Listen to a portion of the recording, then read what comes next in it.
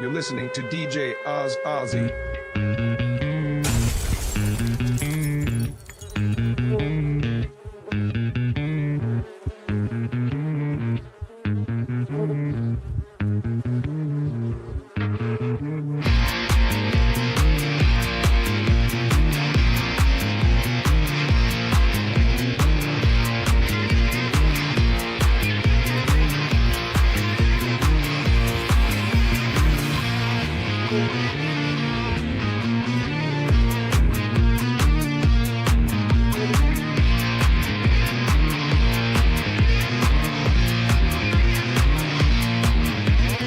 Would you believe me when I tell you, you are the queen of my heart?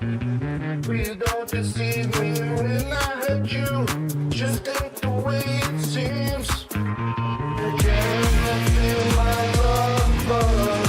Can you feel my love, love? Can you feel my love, love? Can you feel my love?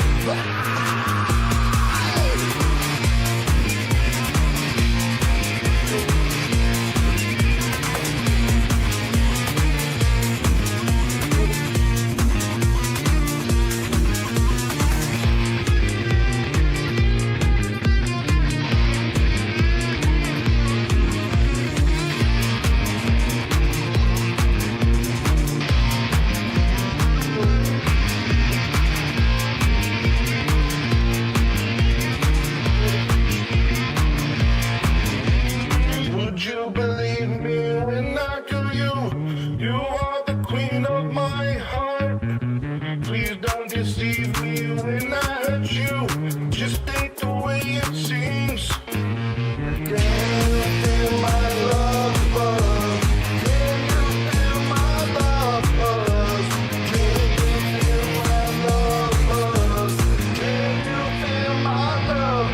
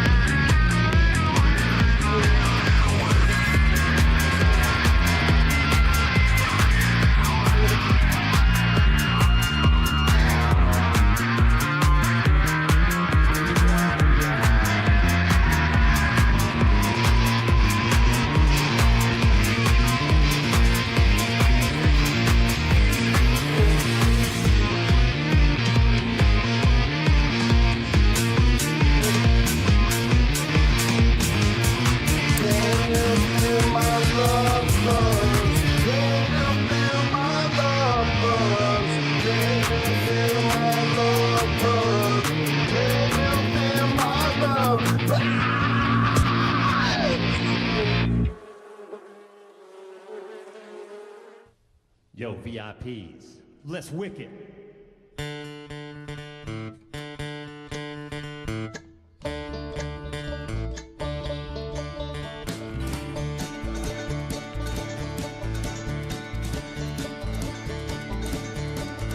Alright, stop, collaborate and listen. Ice is back with a brand new invention. Something grabs a hold of me tightly, flow like a harpoon daily and nightly. Will it ever stop? Yo, I don't know. Turn off the light. I glow to the extreme. I rock a mic like a vandal. Light up a stage and wax the trunk like a candle. Dance, a brush speaking that boom, killing your brain like a poisonous mushroom. Dead there. When I play it on melody, anything less than the best is a felony. Love it or leave it. Better game way, better hit bulls like the kid don't play. If there was a problem, yo, I'll solve it. Check out the hook while DJ revolves it. Ice, ice, baby. Vanilla ice, ice, baby. Vanilla ice, ice, baby. Vanilla ice, ice, baby. Well, now that the party is jumping with the bass kicked in and the Vegas are pumping, quick to the point, no faking, cooking MCs like a pound of bacon, burning them. We're not quick and nimble. Go crazy when I hear a cymbal, a hot top with a souped up gimbo. On a roll, time to go solo, rolling in my 5.0. Rack top down when my hair can blow. Girl is on standby, waving just a say, how did you stop? No, I just drove by, kept on pursuing to the next stop, busted left. Headed in the next block, block was dead, yo. I continue to A1A. Beachfront Avenue. Girls were hot, wearing less than bikinis. Rock man lovers, driving Lamborghinis. Jealous, cause I'm out getting my shade with a gauge of vanilla with a 9. Ready for the jumps off the wall. Jumps at the deal, cause I'm full of 8-ball gunshots. Ranged out like a bell. Grabbed my 9, all I heard was shells falling on the concrete. Real fast, gunned in the car. Slammed on the gas, bumper to bumper. Avenues packed. Try to get away before the jackers jack. Police on the scene, know what I mean? They passed me up in front and on the dope beat. If there was a problem, yo, I'll solve it. Check out the hook while DJ revolves it. Ice, ice, baby, vanilla ice, ice, baby, vanilla ice, ice, baby, vanilla ice, ice, baby. Well, take it cause I'm a lyrical poet. Miami's on the scene in case you didn't know it. My town created all the bass sound enough to shake and kick holes in the ground. My style's like a chemical spill. Feasible rhymes, shaking vision and feel. Conducted and formed is a hell of a concept. We make it hype. You wanna step with this? Shape plays on the fade, slice like a ninja cut, like a razor blade so fast. Other DJs say, damn, if a rhyme was a drug, I'd sell it by the gram. Keep a composure when it's time to get loose. Meditize by the mic while I kick my juice. If there was a problem, yo, I'll solve it. Check out the hook while DJ revolves it. Ice, ice, baby, vanilla ice, ice, baby, vanilla ice, ice, baby.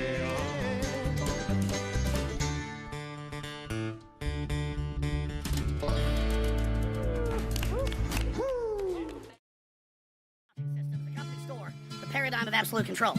And that's why we're just out here doing simple things, pointing out that we're meant to be in nature and be natural, and this is where we find the source that God made to transcend the New World Order. And that's why they want to try to keep us out of it. I'm angry. I've had enough of these people. They're a bunch of Christian murderers scum. They're on giant death factories keeping babies alive. They're selling their body parts. What more do you need to know about these people? I go out and face these scum.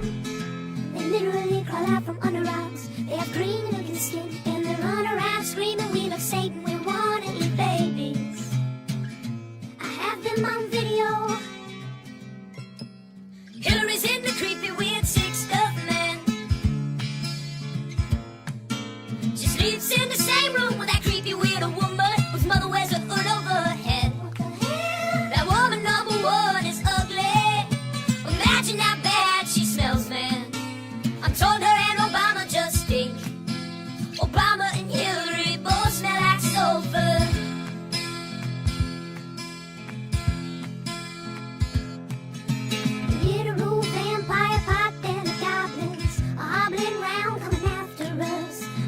Gets close to that evil and I feel it go. We're such self-centered crap. We don't even notice and itself rising up against us. Millions of pardoned people of the very worst type, and I'm so pissed. We're gonna stab your daughter at the mall. We're gonna stab your wife, your son. We're gonna stab you with a butcher knife, and then the police chief is gonna say, we love our Somalis, we love our Muslims, oh they're so good, oh they're so sweet. I was watching Fox News as I worked out this.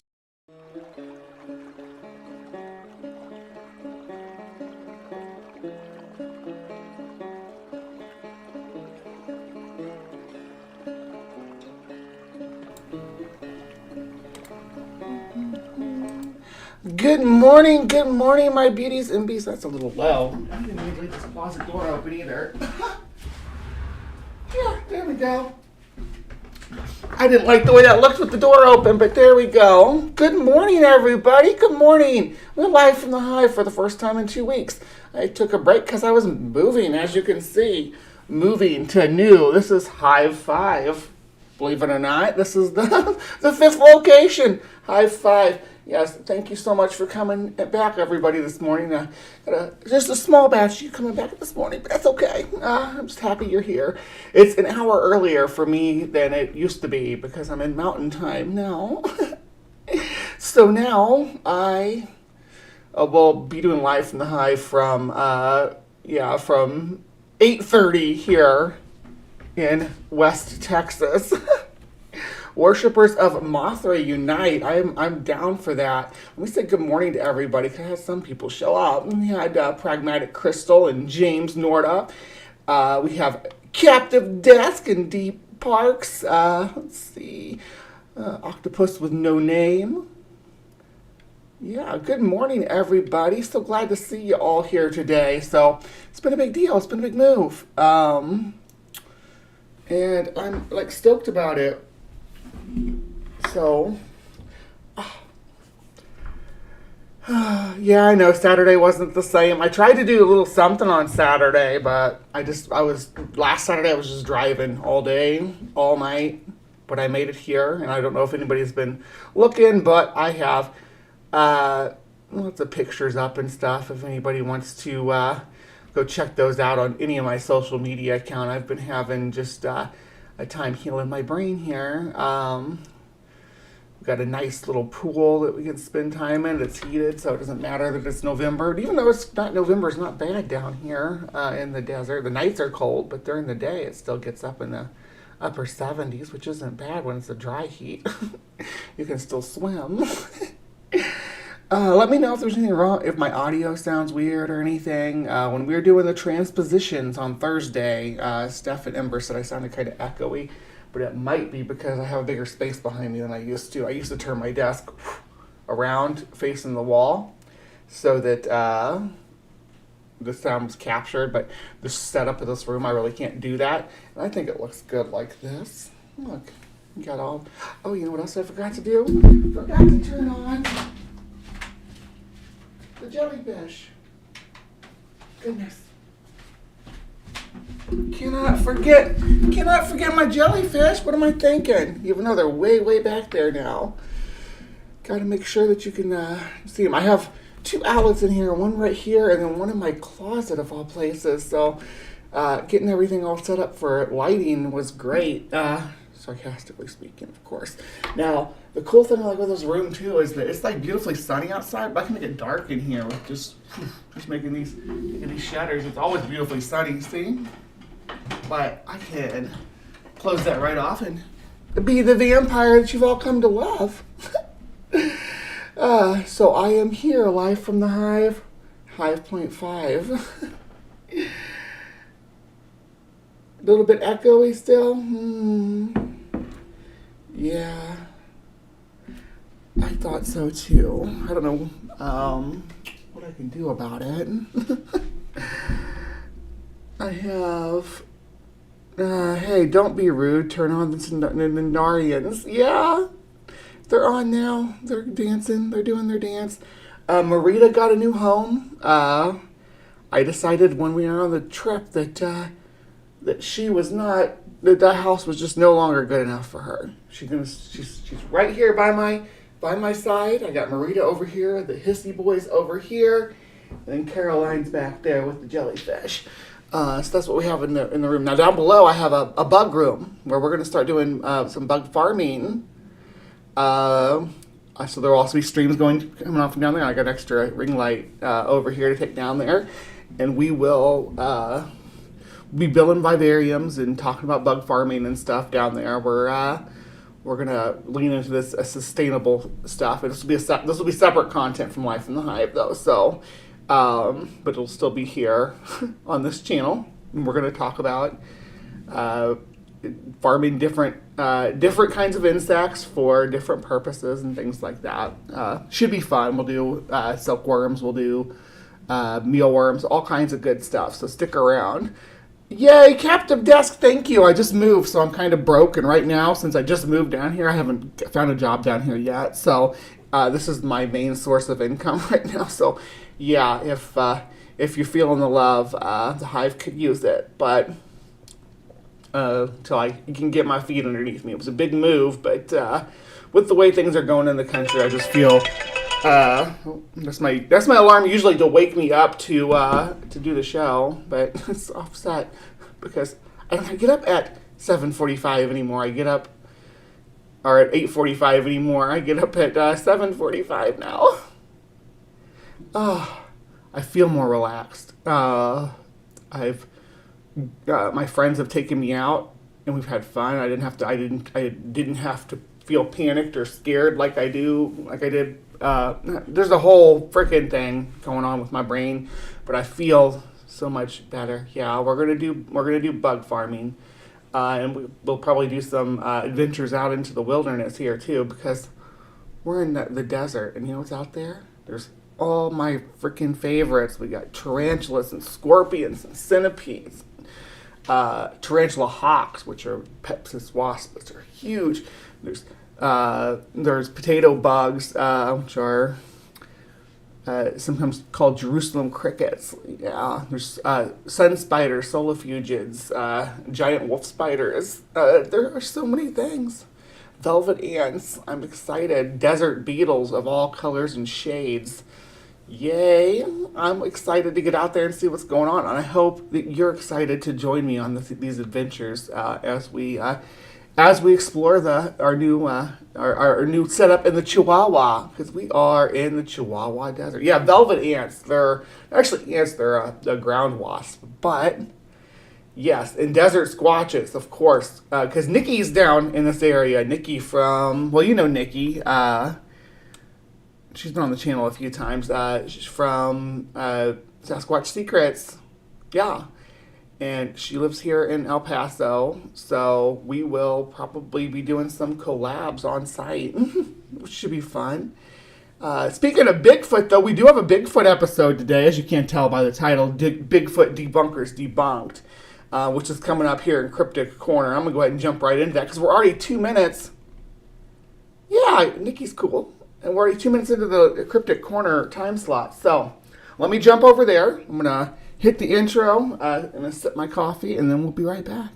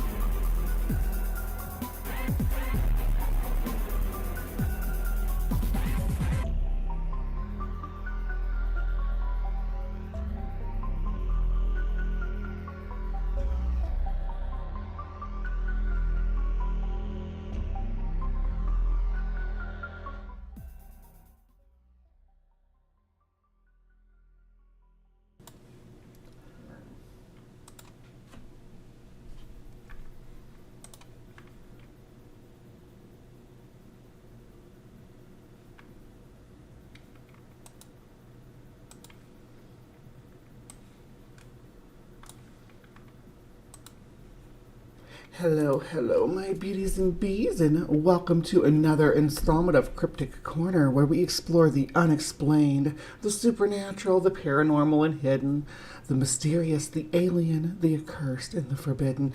I'm your host, Miss Bumblebee, and today we're revisiting an old classic. We are going full-on Bigfoot today, which we haven't done in a minute, so I am happy to be dabbling back into something that is basically at the root of what the whole Cryptic Corner experience is all about. So today, we're looking at a channel called Cabin in the Woods. Here we go. Let's see here. Doo-boo.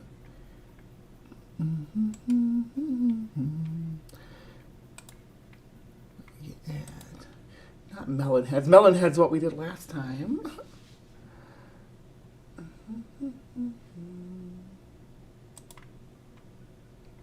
Now that's going to just drop us into there.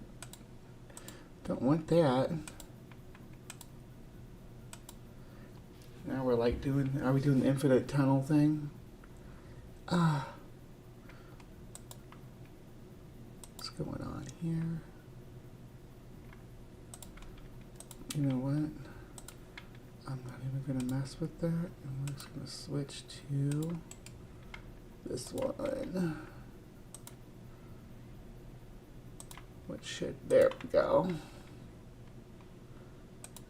There we go. All right. So, yeah, cabin in the woods. Our adventures living in the forest homestead we built. We're a husband and wife, daughter, dog, cat team who are passionate about rural living and self-reliance. So, but as you can see, when you look at the actual content, this is the last 4 videos are about Bigfoot, and they're long, but we're gonna see if we can get through them. We're gonna go through this last one at least and see what this guy has to say. All right, so skeptic arguments destroyed. So I'm the skeptic. I'm the cryptozoological skeptic. I am actually the world's foremost cryptozoologist, though, so it's kind of being hard to debunk me. I'm the most talented cryptozoologist on Earth. Not really, though, but you get my drift. But Cabin in the Woods is going to destroy me right now. I know that Bigfoot exists because I've seen more than one of them. But what about all the Bigfoot skeptics out there? In this video, I'm a Bigfoot skeptic. That's me, and I'm who is being addressed. There's Dr. Ben coming to you from down the hall. Good morning, Ben. I didn't know if anybody was up yet. It's good to see you. logically examine each and every point that Bigfoot skeptics raise, and I'm going to logically debunk every single one of them. So the first point that Bigfoot skeptics typically raise is the lack of officially documented physical evidence for these creatures. So things like fossils, bodies, bones, DNA, that sort of thing. Fossilization, first of all, is an extremely... Okay, so it's not just with the lack of these things, it's that because there's a lot of animals that we didn't discover until late, but maybe we had some physical evidence of their existence, a pelt, a skull, a mount of some kind, that we were able to distinguish it as a distinct species. Now, every time that comes up with a Bigfoot or Sasquatch or Yeti or any of these hairy hominids, every time it goes under any scrutiny, it always comes back as non-conclusive. Why is that? Why are we able to do this with weird little subspecies of bears and wolves and gorillas and different bovids, but we can't do it with a Sasquatch? Rare process, especially for animals living in forested or wet environments where conditions are poor for preservation. Many known animals, like gorillas, bears, even cougars, have relatively sparse fossil records in their current habitats. Decomposition... But they do have fossil records, though. They do. Cougars have fossil records. They have fossil ancestry. We know their phylogenetic position. Even bears, I was talking about all the subspecies of bears. There are bear subspecies that are extinct now, that have gone extinct recently, that we know from the fossil record, or not from the subfossil record, I should say, in different pelts and stuff collected in the 18th and 19th century. We know that there were these distinct subspecies of bears that are gone now, but we can tell from the pelts that they existed. It also happens quickly in many environments. In dense, remote forests, for instance, carcasses can quickly decompose because of scavengers or environmental factors, leaving very little behind. It's common for large predators like bears, for instance, to die in the wild without leaving easily recoverable remains of any sort. Also, it's weird to pick bears of all things, because a lot of bears die in their dens. So not only are bears an animal that's commonly found fossilized, in some areas they are the most common fossilized animal a bear is, because they die in their dens over winter usually. Once a bear reaches adulthood, that's generally what's going to happen to it, is it's going to starve or something. It's not usually killed by another animal, but they'll die overwintering in their den, and that's why when we find different caves and stuff, they're riddled with bear bones. That's why they're an index fossil. The cave bear of Europe, I believe, is the most common fossil, or the most common subfossil found in a cave. You're watching from I bet I can look up in this window and see you out there. Yeah, there's the hammock. chillaxing, Ben, watching the pigeons.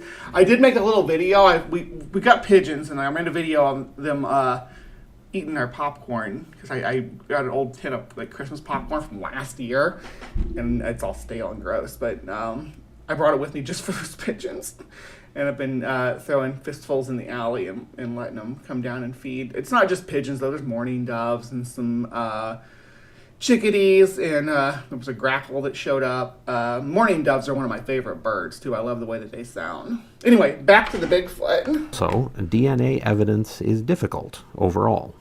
While DNA samples have occasionally been recovered for Bigfoot or Sasquatch, they're often inconclusive or partially contaminated. However, some unidentified hair samples have shown characteristics consistent with an unknown non-human primate, though these haven't been definitive enough to affect. That's how they twist it when those results come back inconclusive. We know it's a primate, but we're inconclusive about what kind. Because generally it's been contaminated by humans touching all over it. Not saying it's always the case. Sometimes it's not, but when they examine these things, sometimes they'll get you to come back as bear fur or yak pelts or cow fur, deer fur.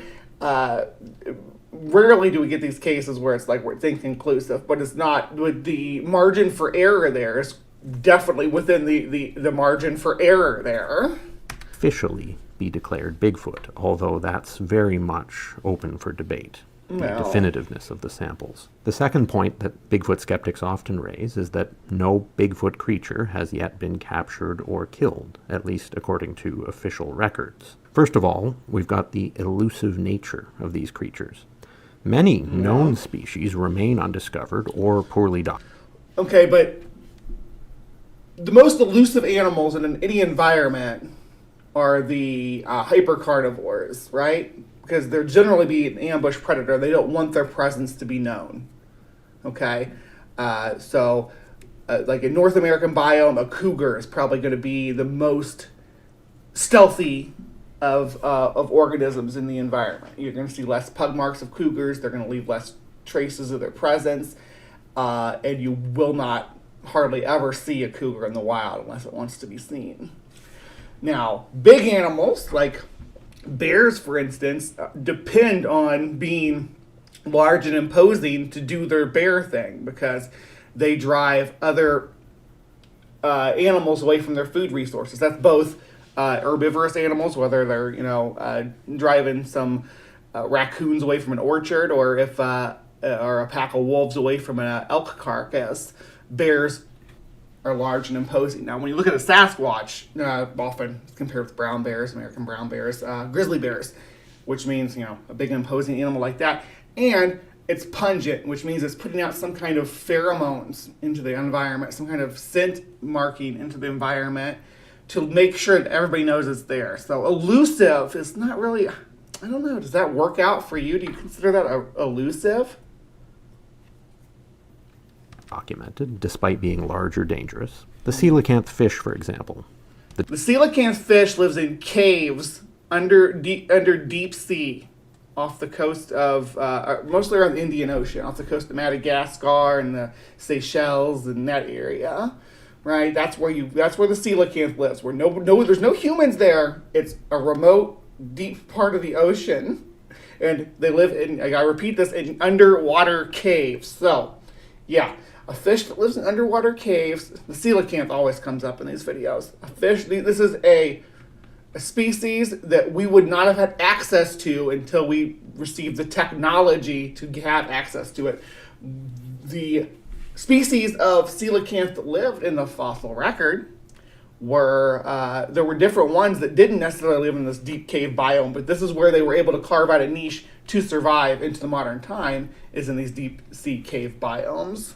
The giant squid, the okapi. Mm-hmm. These are some examples of large, elusive creatures that evaded detection for literal centuries. There's also the human... Okay, we've been finding giant squid wash up on beaches since the dawn of time, because that's where a lot of our sea monster legends come from, is stuff that blows up after a storm, and we have records. I think the earliest confirmed record, I mean, it's not that far back, but it's like the like 1628 or something like that says this. Yes, this was definitely, all the descriptions here say this is a giant squid.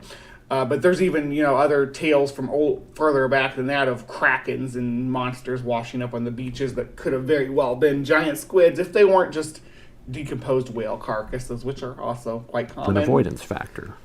Bigfoot, if real, may be highly intelligent and adept at avoiding human contact. In fact, that's quite likely, much like known Halloween primates anymore, Bug Butt. or What are you many doing? species of large cat in the wild. Given the vast wilderness areas where these creatures are sighted, and by vast I mean something to the tune of 300 million untouched acres of wilderness in North America alone, it's plausible that these creatures simply avoid populated areas for the most part. Also, it's important to keep in mind that dead bodies of any species are rarely found.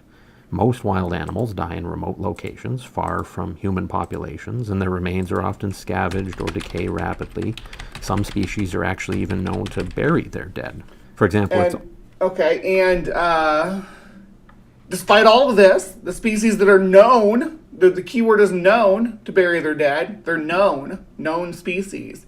There's no species that we don't know, that I know of, that doesn't bury its dead. See what you're doing here is playing some word games with known. Yeah, if they're known and then they bury their dead, and you're saying that bury the dead is the reason we can't find them, then why do we know about these guys? Now, like with gorillas and such, of course, we didn't know about them for a long time, but we had even then we had pelts and we had skulls for decades, centuries before we actually had a gorilla specimen make it back to the Western world, back to Europe, right?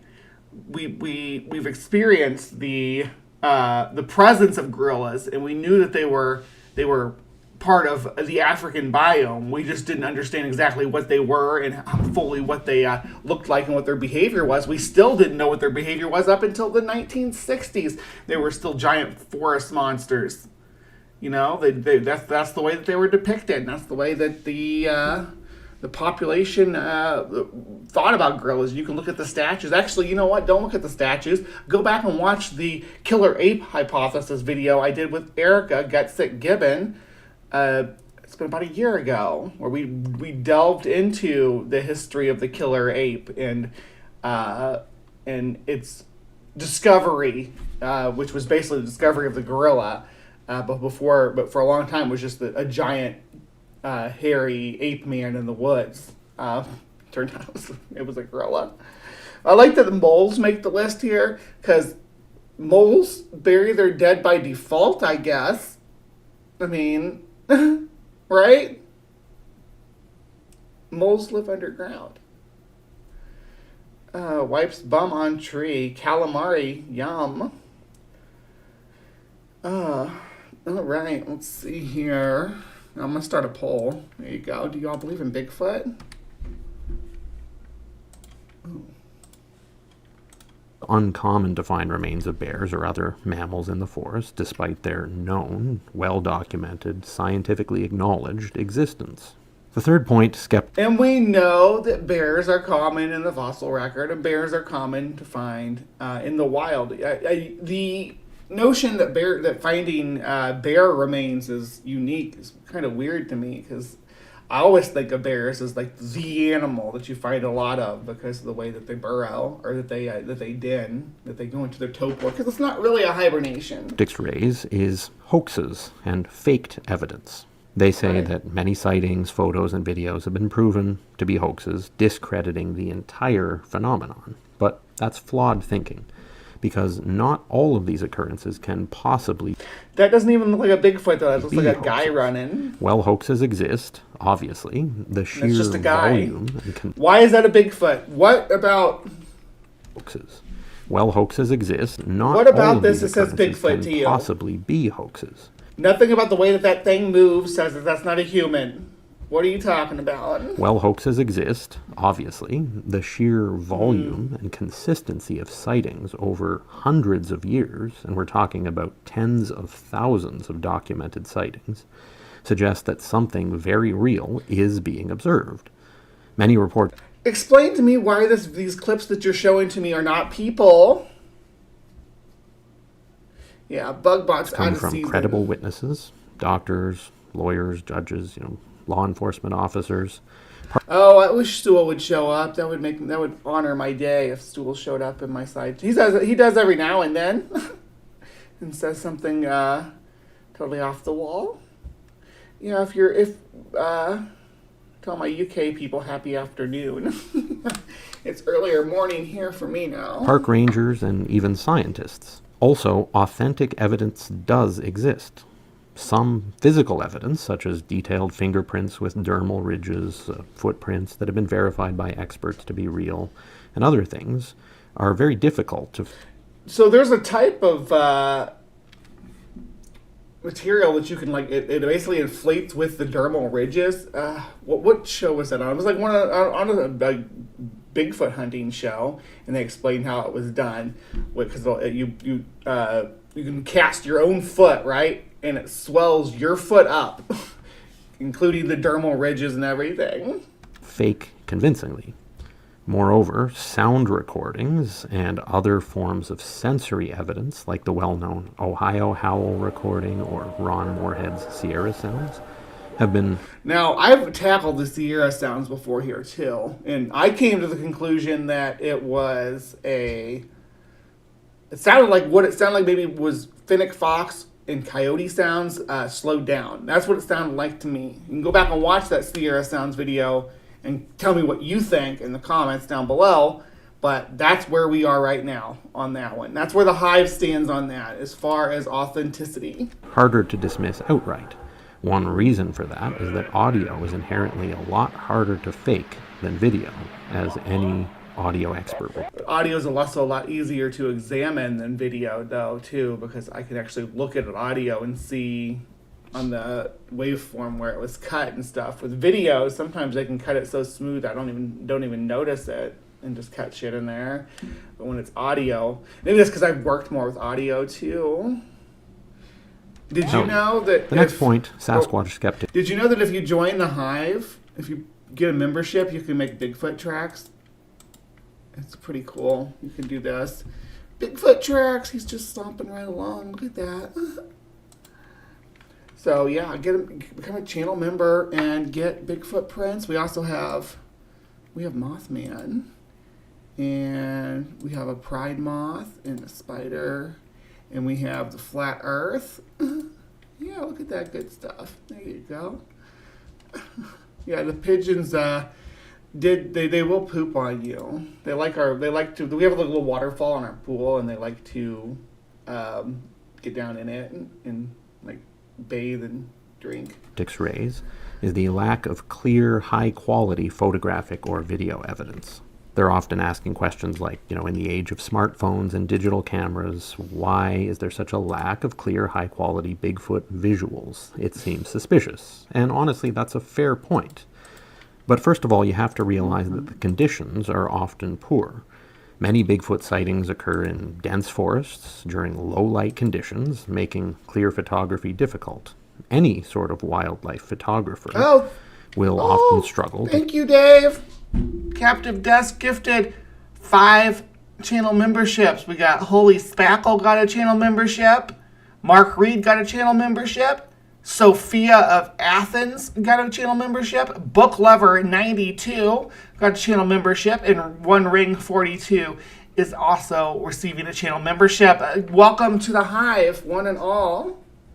To capture high-quality images of even known species in similar environments. Yeah, but I can tell what that is. Like, I can look at that and say, that is a puma concolor.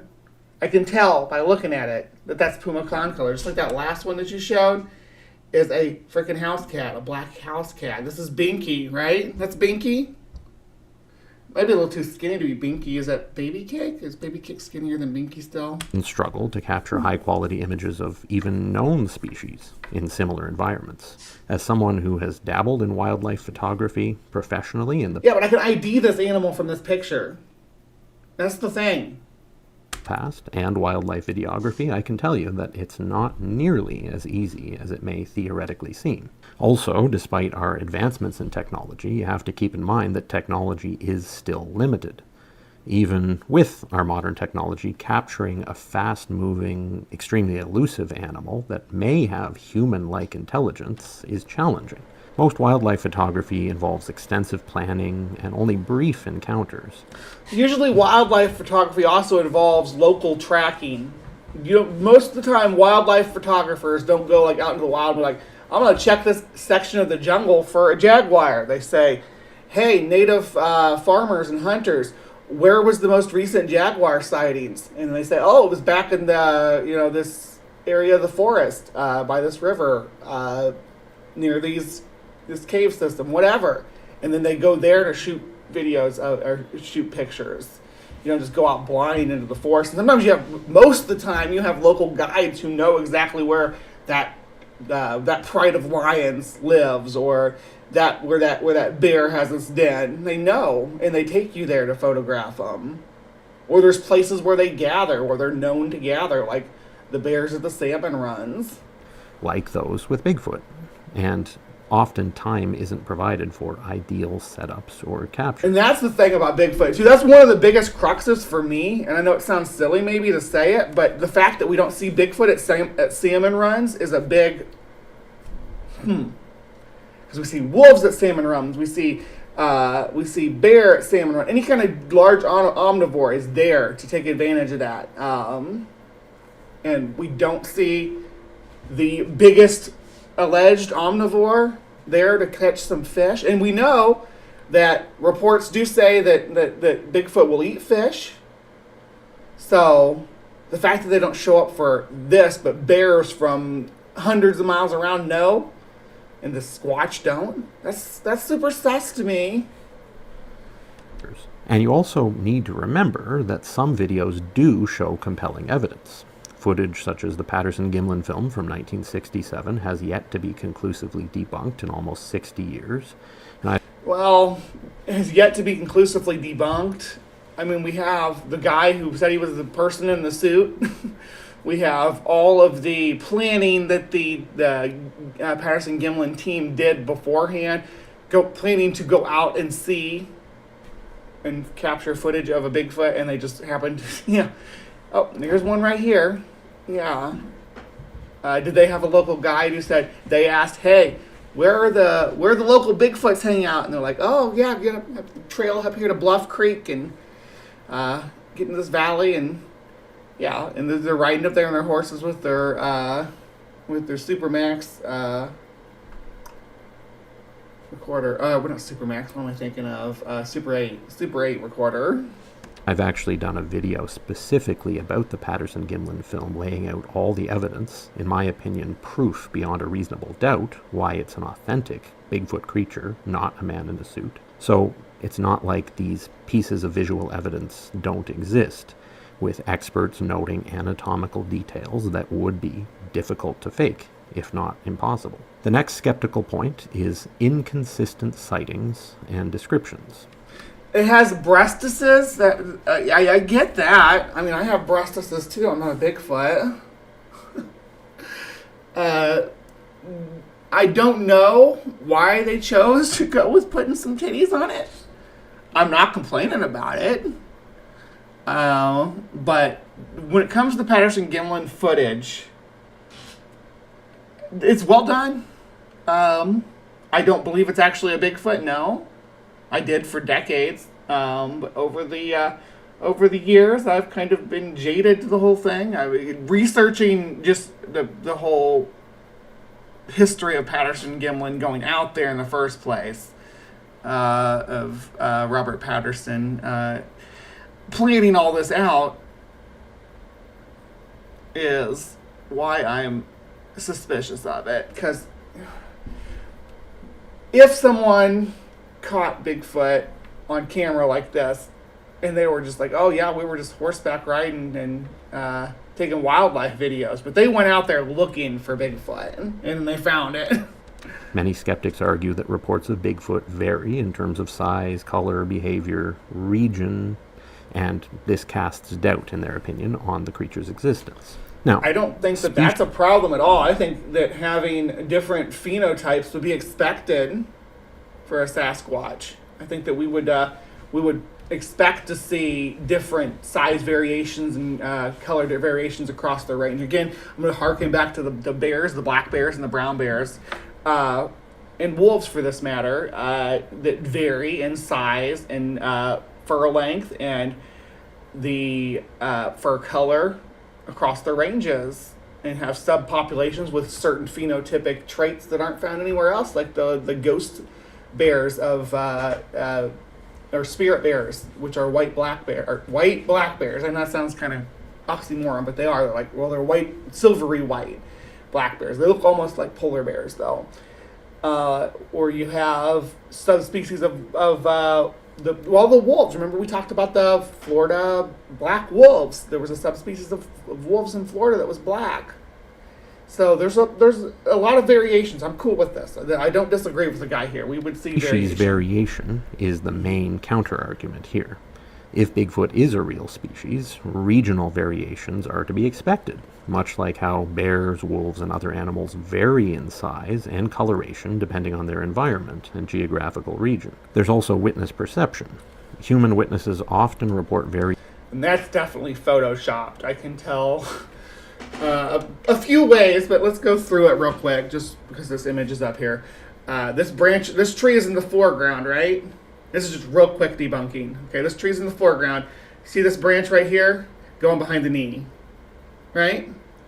So the foot goes behind the tree, but the branch goes behind his knee.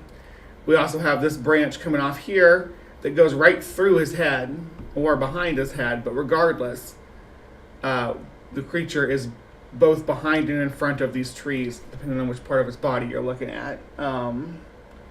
And that just doesn't pan out. But this is an easy one to debunk, to crack open and say, hey, yeah, this is not an authentic. And you can, honestly, the edge and stuff, I can see where they're tools, where they use different tools for different parts.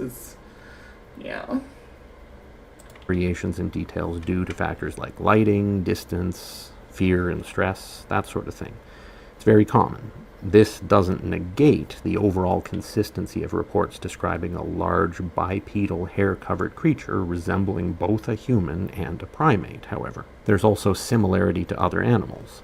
Many known animals exhibit significant variation. I see these ones. There's these dark silhouette of a large figure moving in the distance. Why are you assuming that's not a guy? The first thing that I would assume is, hey, there's a guy over there. It's always like, oh no, that's a giant monster animal, ape man, Bigfoot, Sasquatch, Yeti, Yowie. But they're never like, oh, it's a dude. But it always looks like a dude. I mean, from a distance and the blurry camera, maybe they're seeing something different with their eyes. But zoom in, because your potato footage is not convincing anybody. From one individual to the next. For example, gorillas and chimpanzees have distinct subspecies with differing physical characteristics. This is well known and has been for decades.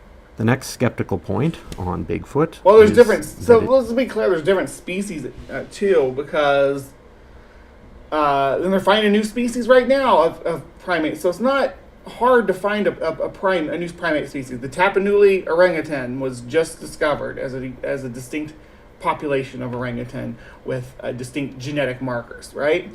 The problem with getting an ape to North America is bigger than I think that most of the Bigfoot community realizes. We are the only known primate that lives in open cursorial environments. Most primates, not exclusively, but most primates are arboreal or live in a forest biome or something forest biome adjacent, like maybe in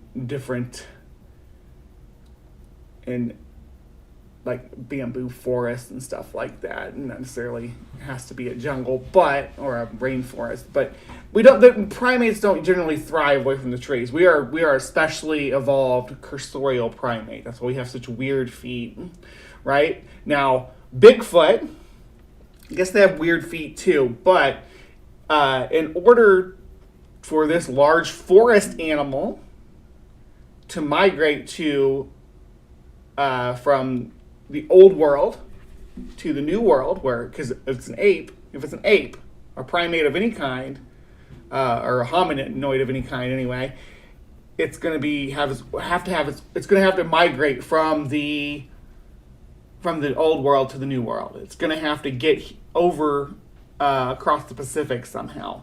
That's always the problem, because they're forest animals, and there was a land bridge, but it was never a forested land bridge. It was always tundra, even when it was there, even when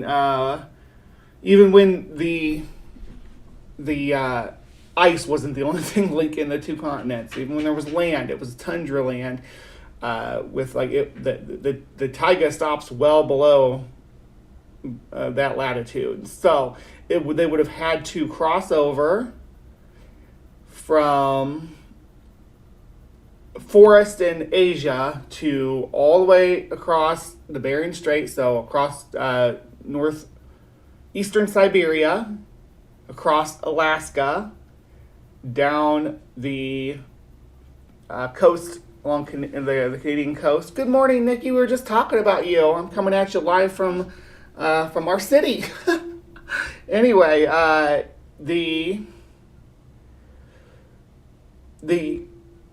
notion that something could do that, I mean, it's there. I definitely don't discredit that an animal could make such a migration, but we would expect to see it in different species than a forest animal. Now, maybe did Bigfoot evolve to live in the tundra and then evolve back to live in the forest? Is that the claim? I mean, lay it out for me if that's what we're talking about. But finding if Bigfoot lived in the tundra, we find woolly rhinoceroses in the tundra. We find we've just found Homotherium in the tundra. It's impossible to hide a large breeding population, at least in the minds of skeptics. To sustain a species, they say, a significant breeding population would be necessary, making it highly unlikely that no... They say, they're not just saying that. That's what the ecology says. Ecologists don't just make guesses like, no, there has to be X amount of these to reproduce. No, they know the genetic drift and everything, and founder's effect. They're going to be aware of all these different factors that are going to come into play for the required number of a species in order to thrive over a specific area of land. They're going to know. They're going to be able to calculate that. There's going to be math behind it. I know because I did a research thing on bees back when I first started my statistic class. No one has captured or extensively documented these creatures. But that's flawed logic for a few reasons. First of all, sparse population. Bigfoot sightings, although common overall over the last 50 to 100 years, still suggest that the species might have a very low population density, much like many other known apex predators in their given environments, which are difficult to spot due to their elusive nature. I was distracted by this video. I was thinking maybe it's a bear. I'm not sure, though. Large animals like tigers or cougars, for instance, are rarely seen in the wild, despite known populations. There's also the large... But they are seen in the wild. That's the thing. And they should be the most elusive of all the species. The cougars should be. Because they're hello from West Texas. You're in swampy Texas. I'm in dry Texas. Large remote area factor. The areas where Bigfoot is reported, like the Pacific Northwest, Canada, and remote forested regions, are vast and sparsely populated, providing ample space for a species. But not sparsely populated like the coelacanth, which you tried to shoehorn in there earlier. The coelacanth lives in caves on the bottom of the ocean, not in the forest next to Seattle. To avoid detection. I think I mentioned before that there's literally 300 million acres of untouched wilderness in North America alone, to say nothing of the many other countries around the world where Bigfoot-like creatures are reported. Then there's comparisons to other species. Large animals like the giant panda, for instance, were considered mythical until they were officially discovered in the early 20th century. Every now and then there'll be an albino Sasquatch colored Sasquatch reported too, or a ginger one. Could you imagine trying to survive as a ginger Sasquatch in the woods these days? That's remarkably recent. Even more recent is the Saola, which was thought to be a mythical creature until it was officially classified and discovered in the early 1990s.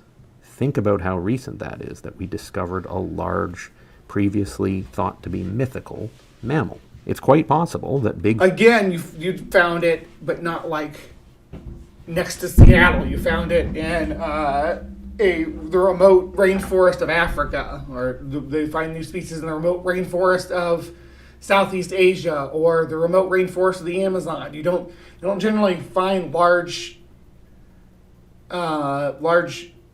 mammals living in like North America or Europe or any of these areas that are heavily populated by humans. Bigfoot has similarly evaded detection due to the remoteness of its habitat. And Now, the Pacific Northwest is a rainforest, so for that matter, of all the places in North America where a Sasquatch would thrive, I would say the Pacific Northwest would probably be the best place. But I think that there would be more evidence of it. I'm willing to be wrong. I would love for Bigfoot to be out there. above average intelligence. Another skeptical point is that all these Bigfoot reports we hear are simple misidentifications of other species. Skeptics say that most Bigfoot sightings are likely other creatures, known animals like bears simply standing on their hind legs. But this breaks down pretty quickly because, first of all, we have many experienced witnesses. Many Bigfoot sightings come from experienced people like outdoorsmen and outdoorswomen, hunters, and See, this is the same flawed logic that they say about, experienced pilots wouldn't misidentify a UFO. Most UFOs are identified by pilots. So I would say, yeah, not only do pilots are pilots able to misidentify UFOs, they're the most common portion of the population to misidentify something as a UFO. I would say the same thing with outdoorsmen. Generally speaking, they'd be, because of their proximity to have these alleged sightings, are more likely to interpret or misinterpret something than somebody who doesn't go into the woods at all. That's just the way statistics are going to work on it. scientists who are familiar with local wildlife and would be very unlikely to mistake a bear for something else. We also have distinctive behavior and movement. Bigfoot is often reported walking upright with a human-like gait. Not completely human-like, but a lot more human-like than any known animal. Something that bears or other animals cannot possibly replicate convincingly, because they're just not built to do it. Additionally, there are reports of vocalizations and behavior. That's the thing, too, is there should be exactly, Victoria, of all the things that we should find a Bigfoot, we should find teeth somewhere. And we find teeth of apes that have been extinct since the Miocene, which was over 20 million years ago. Miocene, 10 million years ago. Behaviors Anyway. clearly not consistent with known animals, and this has been studied time and time again by biologists. Yeah, I agree. There's a phenomena out there. Something's that people are experiencing in the forest that seems to be an encounter with a large hominid. I don't discredit that at all. I don't have a full explanation for it, but I will say that I don't think it's a biological primate that actually exists in the woods. There's something in our brain that interprets seeing movement of a large hairy animal in the forest, and your brain builds a lot of what you experience in the world. So it adds on to that. Anthropologists That's just my opinion. and audio experts. Then there's footprint evidence.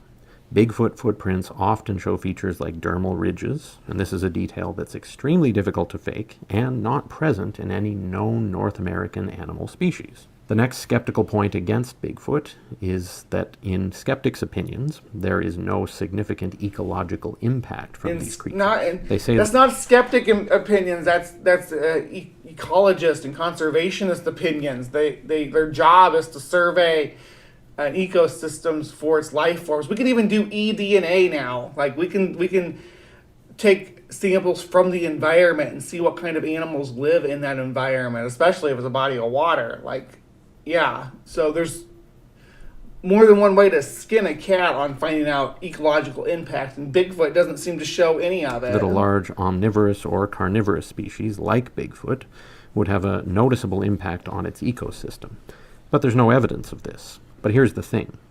If Bigfoot exists, it's likely to have a very low population density, as I already mentioned, making its ecological impact minimal. There's also... But it's going to need to sustain itself.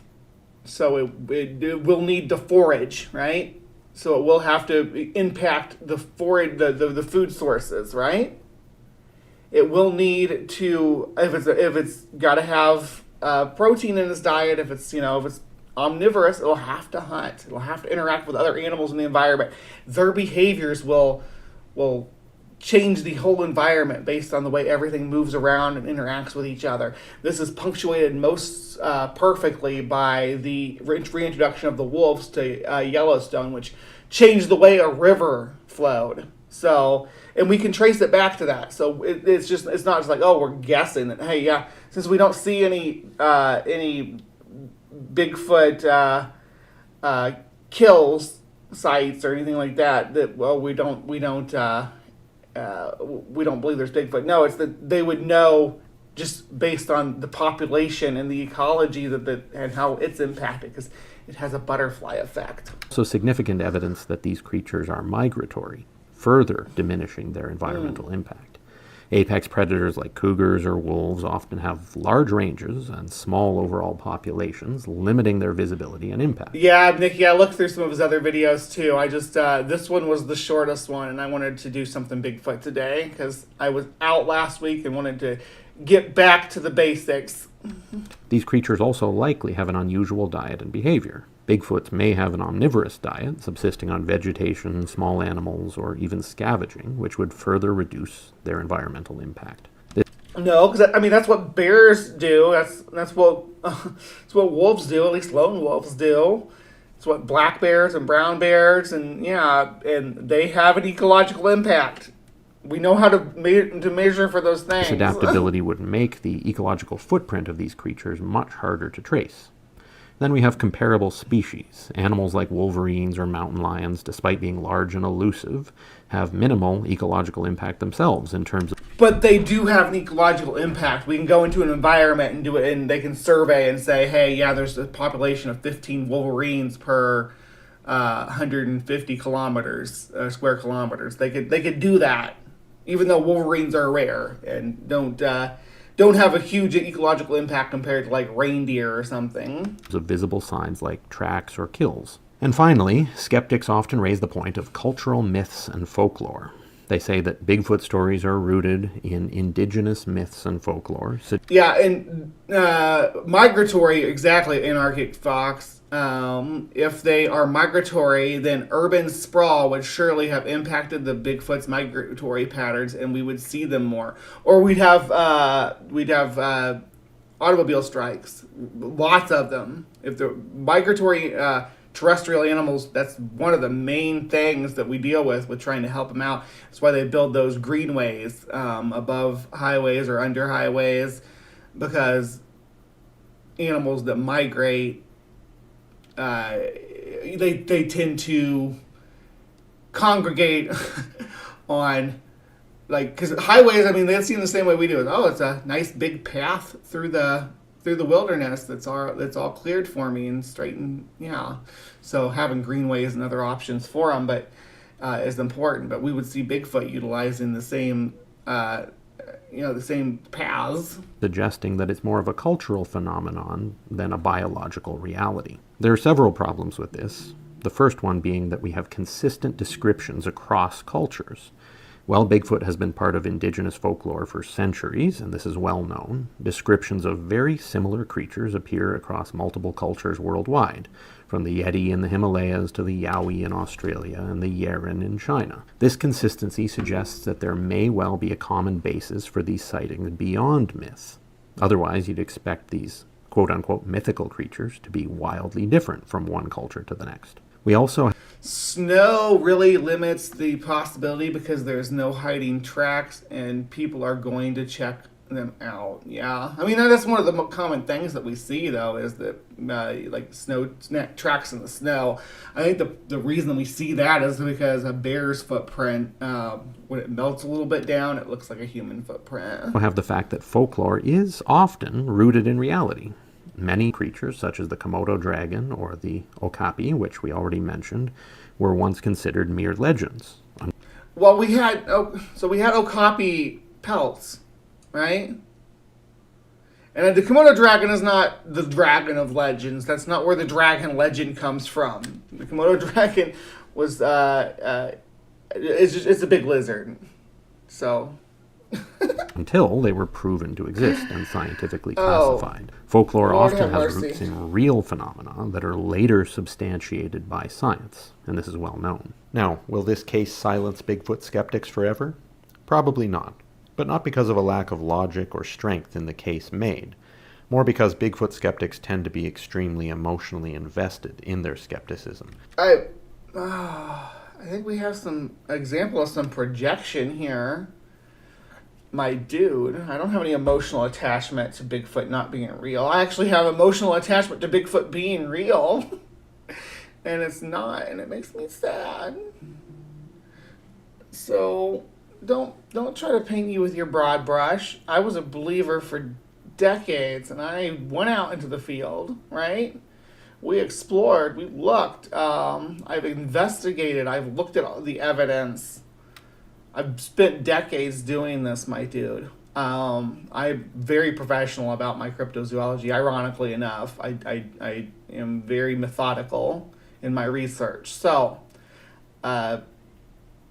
you're showing me pictures where a tree is photoshopped behind a Bigfoot that's supposed to be the background, and that's what you're like. Oh, you have an emotional investment that's not being real. No, it's that I have an analytic mind. I can see that it's not real, right? Get over yourself. Finding it understandably hard to swallow the idea of a non-human primate walking bipedally around the woods of North America and elsewhere. But that's all right. Hopefully this will at least give them something to think about. Thanks so much for watching. I appreciate it. If you enjoyed the video, please give it a like, share, and subscribe to this channel. And I'll see you next time. Yeah. All right. I don't think I'm going to subscribe to your channel, but yeah, I don't think that you debunked anything, debunking all skeptic arguments. I think that you were kind of forced. All right. I had, in case this wasn't long enough, I had another video pulled up, which is about 20 minutes long, but it's got a few different trail cam videos from recently. Like one of them is super old, but some of them are from this year. So I wanted to look at them, okay? Because we're going to look at some of the most recent evidence. There's 10 of them. Yeah, let's do this. The location remains undisclosed, adding to the mystery. However, it's known that the hunting cameras were set up in a remote area of the forest. Here are the two clips.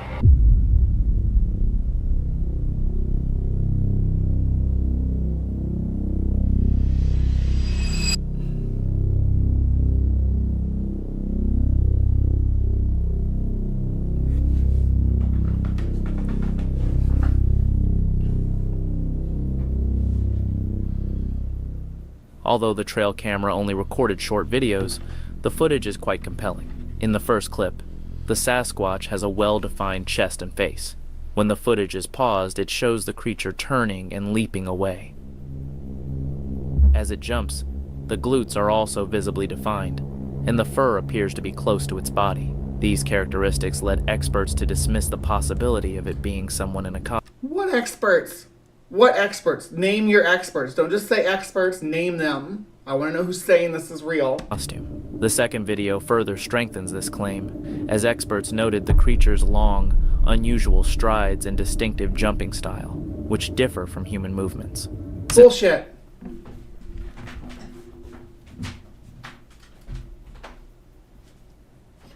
No, humans can do that. Sorry, bud. As this footage is recent, there is hope that more details, including the exact location, will emerge soon. Alternatively, The secrecy might be intentional to protect the creature, and if I do like that I can get up and dance behind my chair and you guys can see me now. But overall, too many people know how to identify snow tracks, says Nikki. What are we talking here? Let me catch up with you guys. Biodegradable and environmentally safe material, camp, TP, and soap are king. Indigenous people use toilets in 2024. There are people like everyone else, just saying.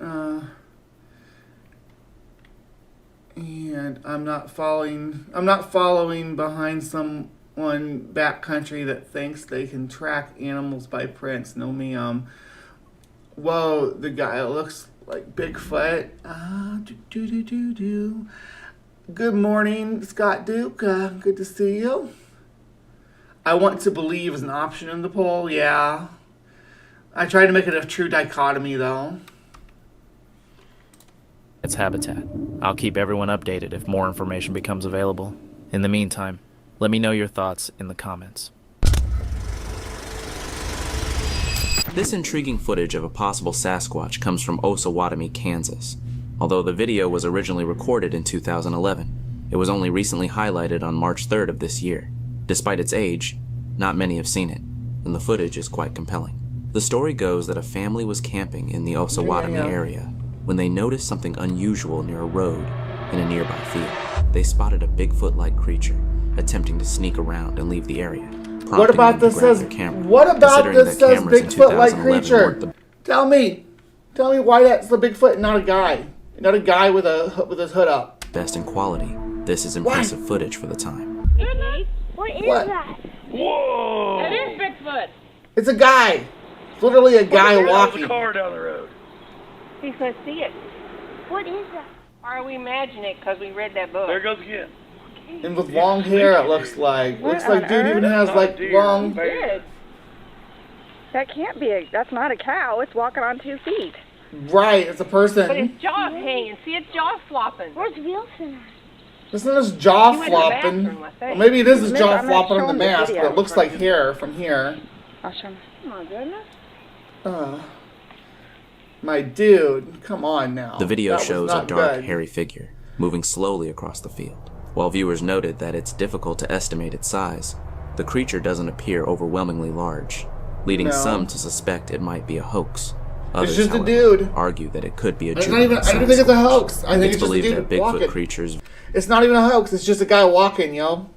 Vary in shape and size, much like humans and other animals, with various types such as yetis, yaws, and bush crawlers. Experts remain divided on the bush crawlers. I'll have to look into that one. Bush crawlers, are those like the Fresno crawlers? Authenticity. Or is that something more like is it more like a skinwalker? Footage. Some cryptozoologists and video analysts argue that the creature's movement and overall appearance suggest it's real, while others believe it could have been staged. This raises the question, if it was a hoax, wouldn't the footage have been steadier? Whether or not this family truly captured a Sasquatch during their camping trip remains inconclusive. Or they just capture some guy out just walking. Yeah, just a dude with long hair walking. The mystery endures. Could be. This eerie and brief clip, released on July 4th. A bush crawler, they're also called pubic lice in our Fox. So yeah, you can get like different kinds of shampoo to get rid of them if you have bush crawlers. 14th, 2024, has left viewers startled due to its close-up and unsettling nature, though little context is provided. Take a look. Now this is AI generated. That is AI in the generated. footage, an explorer comes across a cave deep in the woods where he encounters 3 strange creatures. They don't seem to react to the man's presence as he films them. Upon closer inspection, the creatures appear highly alien-like, with dark, extremely thin bodies and disproportionately large heads. Their movements are peculiar, and they carry sticks, seemingly using them to guide their way. It's possible these beings are visually impaired, which could explain their lack of response to the man filming. This strange video remains a mystery, leaving many to wonder what exactly was happening in that remote forest. That is definitely AI. I mean, you can tell their shapes are even inconsistent throughout the video. This is some truly unique and potentially compelling Bigfoot evidence.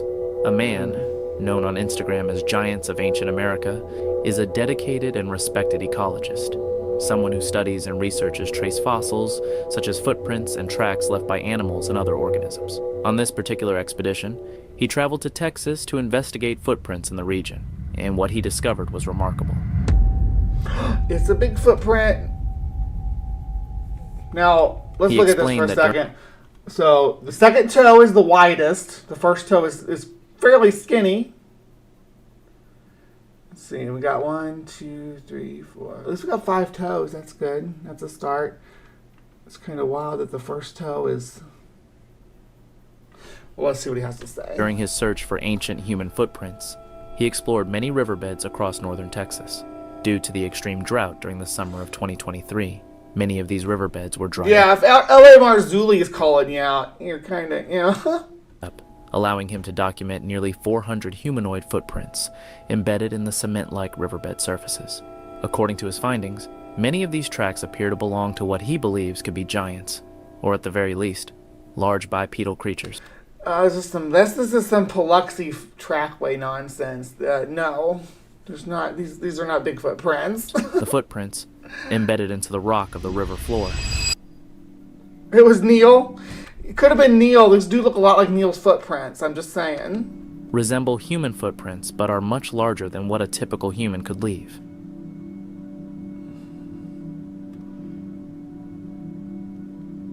Yeah. And I think on this one they artificially darkened these areas too to make them stand out. But an animal walking through when this was mud will definitely leave a streak behind that'll give the impression of a heel. Some of them are incredibly well defined, showing clear toe imprints. The prints vary in shape and size, but all are excessively long and large. For example, one measured over 20 inches long, while another was around 17 inches. Now, wouldn't you expect an animal to have both feet the same size? Just hypothetically, and its feet wouldn't change sizes as it walked along? Oh, my foot was 17 inches back there, and now it's 20 inches up here. And you find this compelling. This is what blows my mind.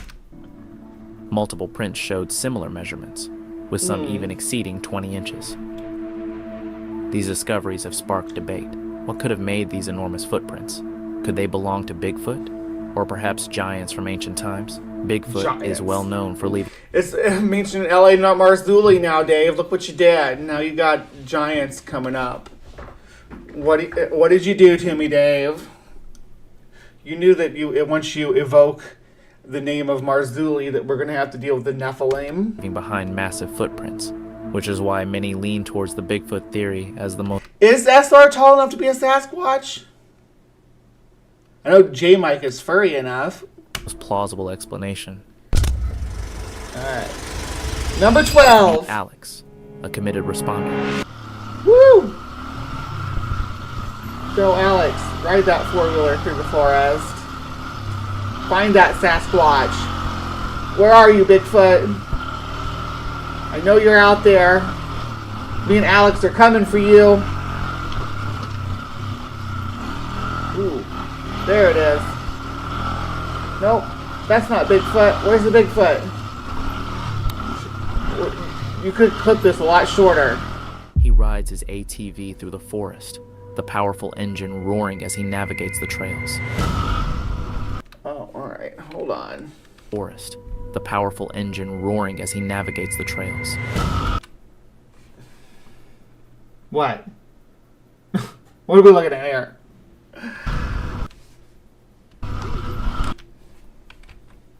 The powerful engine roaring as he navigates the trails.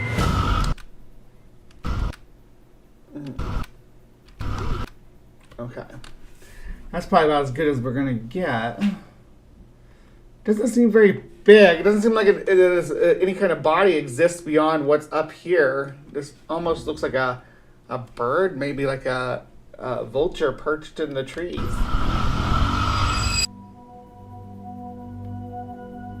Suddenly, something catches his eye. a dark figure standing upright along the path. Where? I don't. This is not something standing upright. This is something up in the trees. What are you talking about? It's not even on the ground.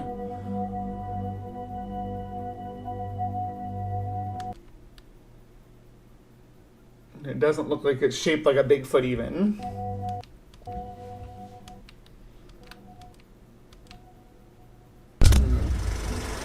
Number 11. Two friends, Mike and Dave, embarked on a weekend camping trip.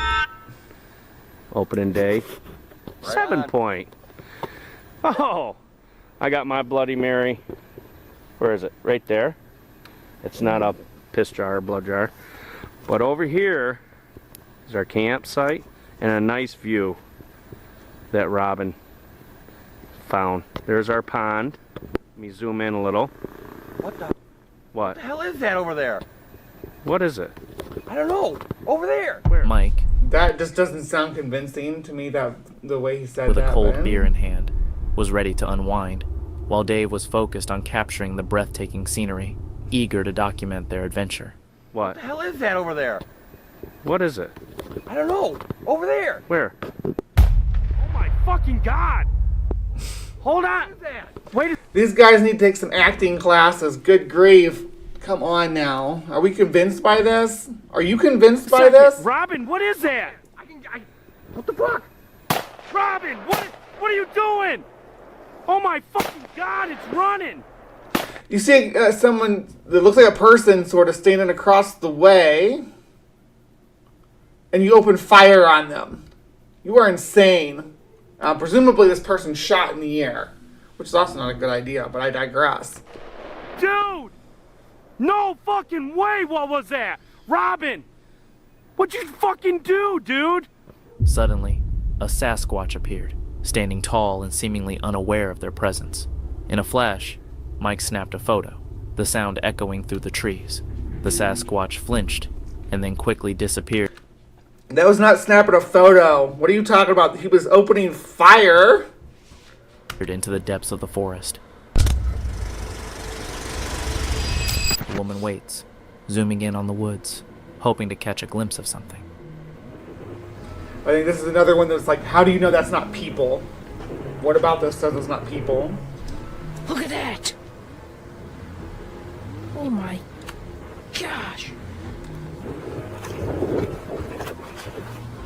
Oh, you're making me sick with this camera movement. Stop. Where's that? Show me the Bigfoot. Show me that Squatch. Where's it at? Come on, camera, focus. Focus on it. To her surprise, what she's been searching for is real. There it is. There it goes. It's a homie walking in the woods.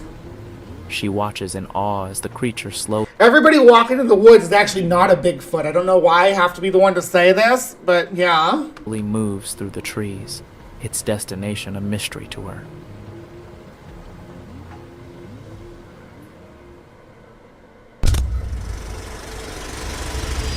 In the woods, a man hears the warning call of a woodpecker outside his cabin. Curious, he steps out to catch a glimpse of the bird and record its sound. However, he is met with something far more terrifying. Alright, here's some sound. Let's listen. I heard some shit there.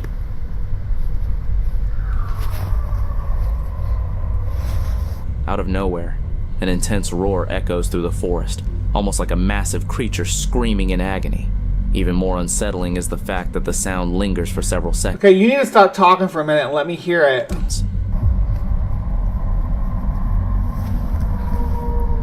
While animals like mountain lions or foxes can make strange calls during mating season, this roar stands out. It's much deeper, as if Let it me came hear it. from a large, powerful creature. It starts up and then you start talking. I hear like 3 seconds of it, and then you start yammering. So be quiet, let me hear it, and then we'll decide. Perhaps even a Bigfoot.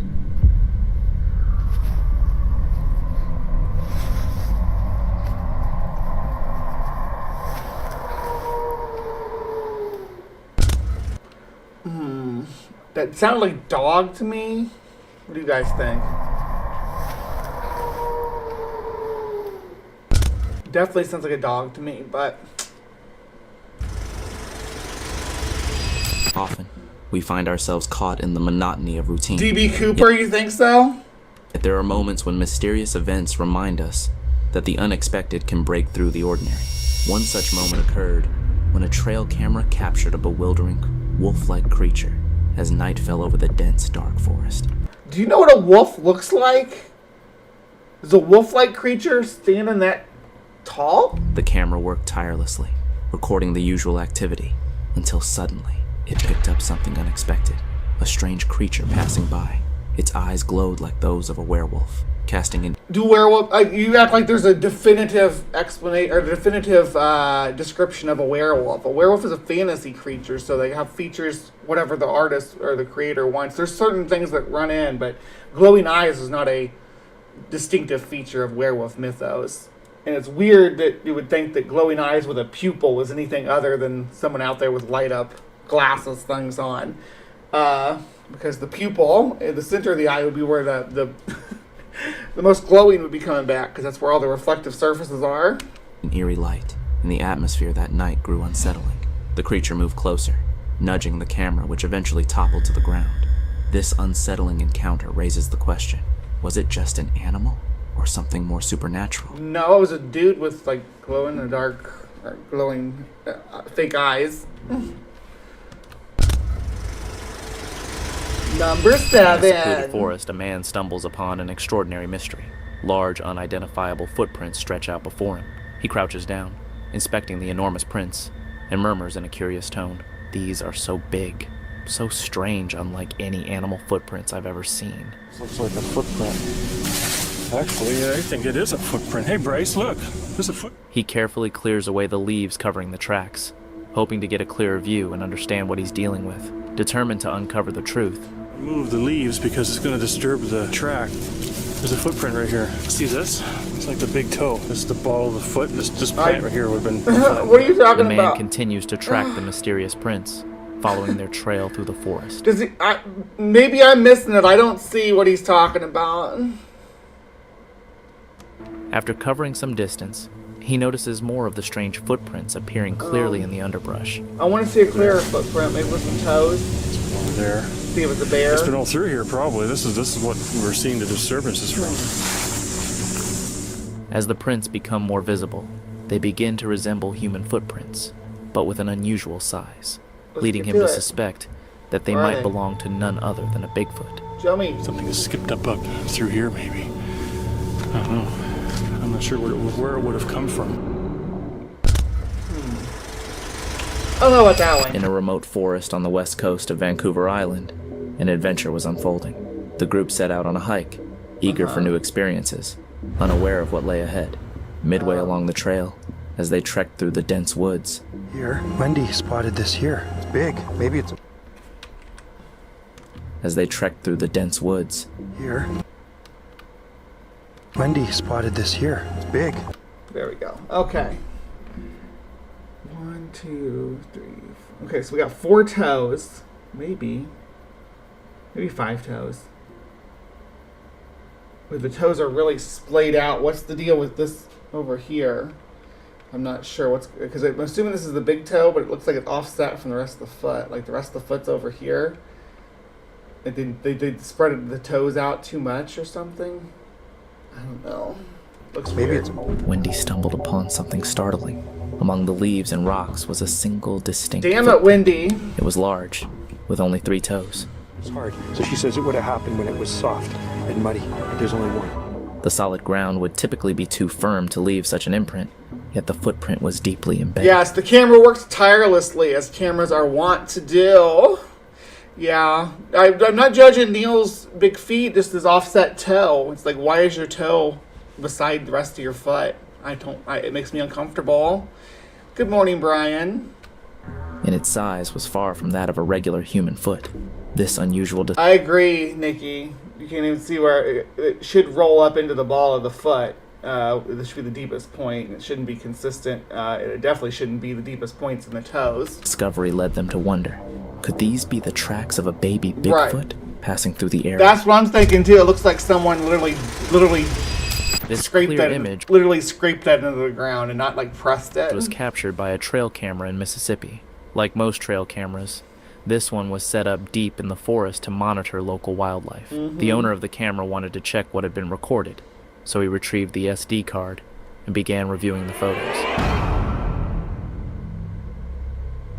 Oh, I like this one. Ooh, I really like this one. He came across one that left him stunned. A creature resembling Bigfoot. Ooh. The creature appeared to have noticed the trail camera at the same moment it was photographed, staring directly at it. Upon closer inspection, the fur on its body seemed to be well defined and closely fitted to its form. If it were a person... Ooh, I like this one, Nikki. Have you seen this one yet? I'm kind of interested. If you have any details on it that I'm not aware of. In a costume, the outfit would likely appear loose and ill-fitting, but this figure had a more natural, refined look. Its face also appeared realistic, with dark eyes. I mean, it's blurry, too blurry to see much of the face. Let's not oversell it. A broad nose and straggly hair on top of its head. The overall body shape and the form, though, I'm interested in. This image has been quite compelling, and experts have yet to... It's a CGI clip from Finding Bigfoot. Thank you. Oh, thank you. I knew you did. You have my back on that. It was too good for me. It looks too good for me to have not known about it if it wasn't something that was produced artificially. Debunk it, leading many to believe even more strongly in the possibility of such a creature's existence. All right, number 4. In this video, a woman goes truck camping deep in the wilderness and has a frightening encounter, capturing something mysterious. Ooh, I like this one too. She chooses not to reveal the location, preferring to keep it undisclosed to avoid drawing too much attention to the area. I was sleeping, dead asleep last night above my cab. All of a sudden, I heard something rummaging through my cab. I was trying to be super quiet, super still. I didn't want to move because I didn't know what was in the back of my truck. And I swear there was like this huge thing standing there going through my stuff. I'm out here in the middle of nowhere. There's no way it's a person. You knew how to open your door? From civilization. It dropped everything and scampered off into the woods behind me. Like, when someone says scamper, I don't really think Bigfoot scampering, but maybe it's something smaller. Ran. In the video, she recounts her experience in detail. She describes encountering a massive, unknown creature that appeared human-like, but not entirely. It moved on 2 legs, and although it somewhat resembled a bear, she was certain it wasn't, as bears don't typically run on 2 legs. Determined to find out more about what she had seen, she decided to camp out again and set up cameras around her truck and in the surrounding woods to monitor the area overnight. As night fell, hours passed without any signs of activity until, in the dead of night, something was finally captured in the distance. You think it's a raccoon, Dr. Ben? That's not a raccoon right there, but could have been a raccoon definitely that was rummaging through her stuff, or a bear. Bears can open car doors. But though difficult to see because of the distance, a closer look reveals a hairy, bipedal creature moving through. Stop saying it's hairy when you can't tell if it's hairy or not. Stop it. See because of the distance. A closer look reveals a hairy, bipedal creature moving through the woods. It matched the description she gave, a creature slightly shorter than one might expect. Is it a person? Could a person have been rummaging through her stuff? That sounds like a possibility. I think that sounds like a realistic possibility. Clearly not an ordinary animal. Online viewers were quick to speculate, like a person. with many convinced she had encountered a Bigfoot. Despite the growing interest, the woman herself remains unsure of what she encountered and refrains from making any definitive statements about the creature's identity. But the viewers are maybe a creep. Could be a creep, but it doesn't like a person. Convinced it was a Sasquatch or some other cryptid creature. What do you think? Could this be an elaborate hoax, or is there something more to her story? Let's take a look at footage that reportedly shows a baby Bigfoot. In Hail the video, Bigfoot. Hail Bigfoot. No, it's a baby Bigfoot when it's not big enough to be, when it's just human sized, right? And is filming himself. So, my guess is that I predict this is going to be a human seen at a blurry distance in questionable lighting. Camera focused on him. However, in the background, something unusual appears through the trees. What do you know?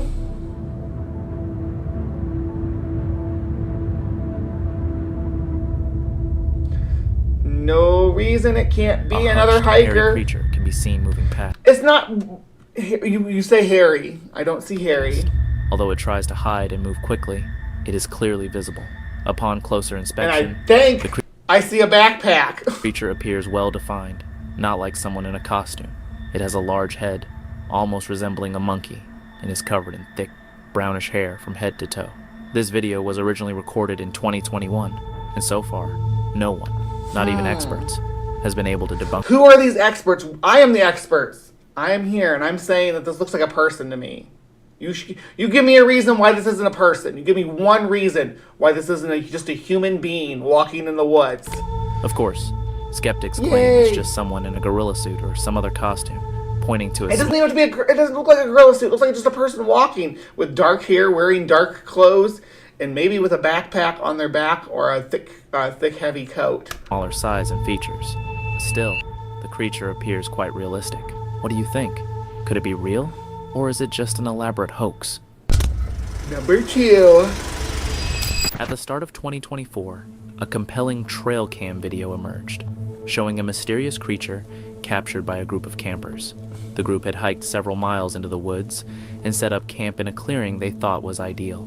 However, it seemed they weren't the only ones in the area. The trail camera they set up to monitor their campsite captured footage of a large, unidentified creature lurking nearby.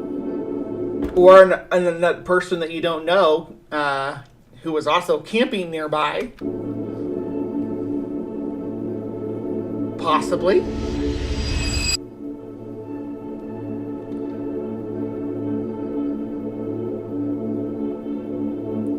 I mean, what about, again, you're going to have to tell me what... tried to blend. You have to tell me what about this makes you think it's not a person. Or that it couldn't be a person. That's always my question when it comes to Bigfoot sightings in general, is what about this makes you think it's not a person? In with the trees, it was still clearly visible. The creature was covered in dark hair from head to toe and had a distinctively large, domed head, a feature often associated with the legendary Bigfoot. In the video, the creature can be seen standing still, watching the campsite, leading to speculation that the campers might have unknowingly set up camp in its territory. Experts estimate the creature to be around 8 feet tall. Who? You always say experts. You always say experts, and you don't identify the experts or what they're experts in. Because when it comes to cryptozoology, you gotta tell us, because cryptozoology is not an actual field. If you're talking about experts in ecology, experts in photography, are you talking about experts in outdoorsmen? What are you talking about, experts? Which has led many to dismiss the idea of it being a person in a costume. Led many. So how do you explain some weasel words? An 8-foot tall, hairy, bipedal creature wandering in the woods. Could this really be Bigfoot? Share your thoughts in the comments below. Alright, number 1, here we go. This startling encounter with an unknown creature happened at the beginning of 2024. A group of men were outside late one night on a remote property, which bordered a dense tree line leading into a deep, vast forest. That night, they began hearing strange noises coming from the woods, prompting them to step outside, armed. Eventually, they spotted a bipedal creature with long, light-colored hair walking along the edge of the woods. Also known as a human. A bipedal creature. I told y'all there was something out here. Holy shit. Shoot that dude. Do not shoot at a person.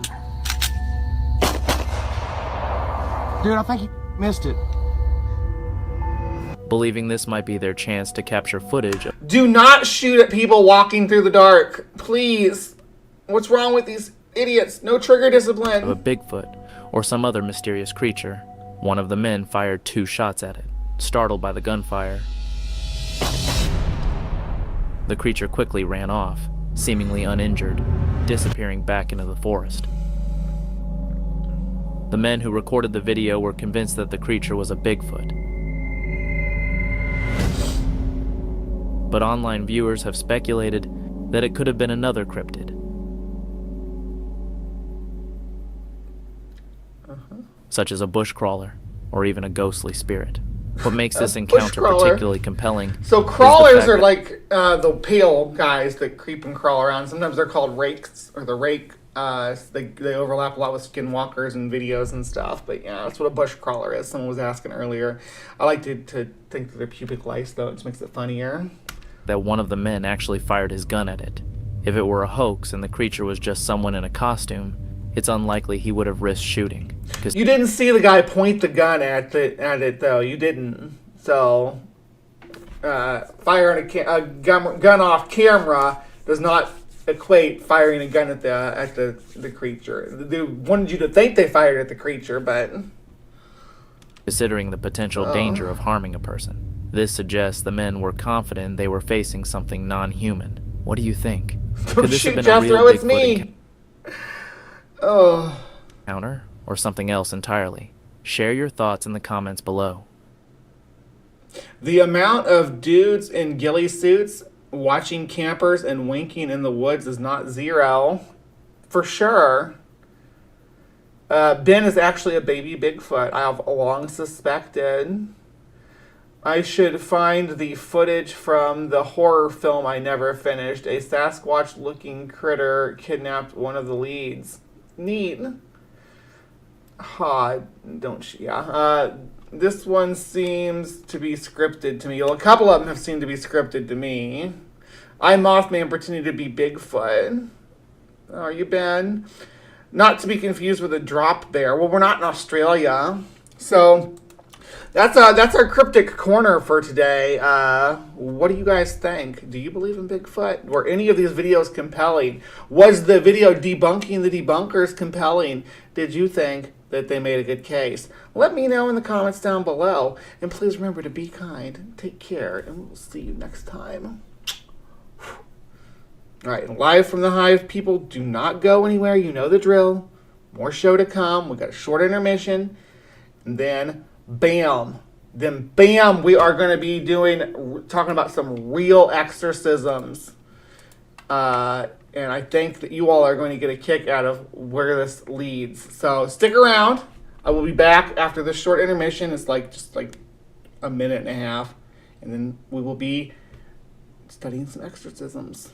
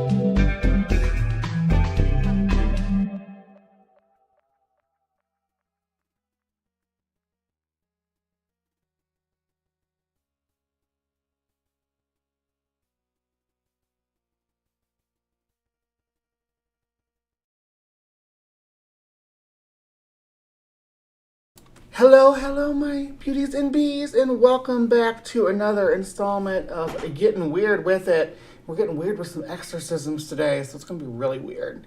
And you're not going to believe what the claim that this guy makes towards the end of this video. So, yeah. I'm going to end this poll because we're going to do an exorcism poll now. So, do you believe...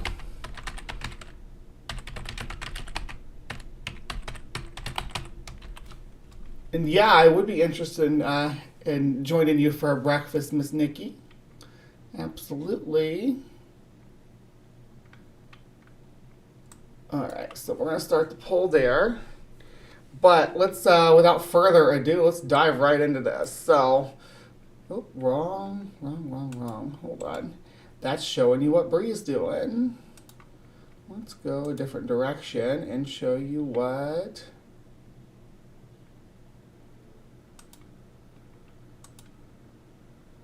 Where are you at? There you are. What this guy's doing. Okay, so this is Adrian Melag TV is the name of the channel.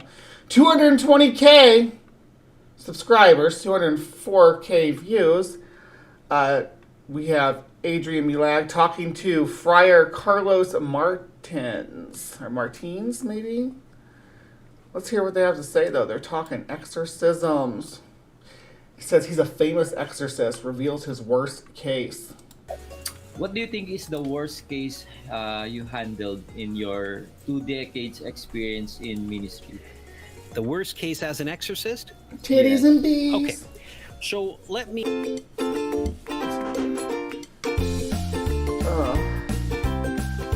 This is just his intro thing. But... Let me first of all speak to what I think might be behind that question.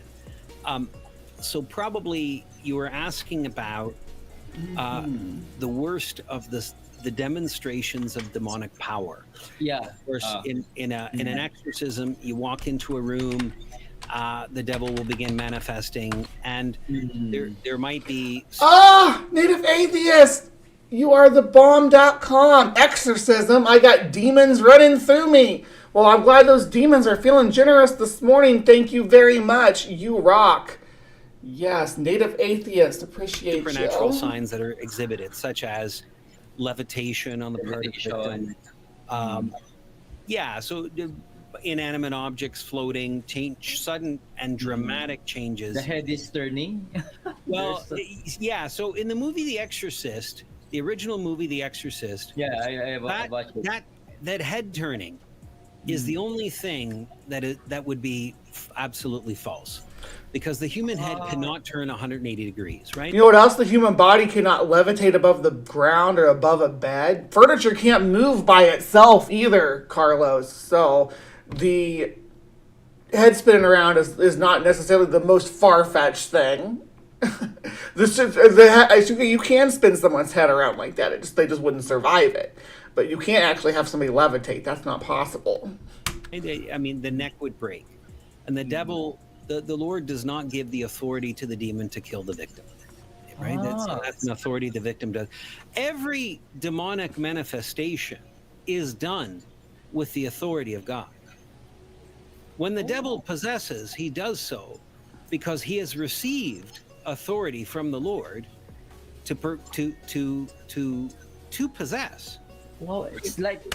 Sounds like a problematic lord. Maybe you should look into getting a different, maybe a different lord, a nicer lord that doesn't, that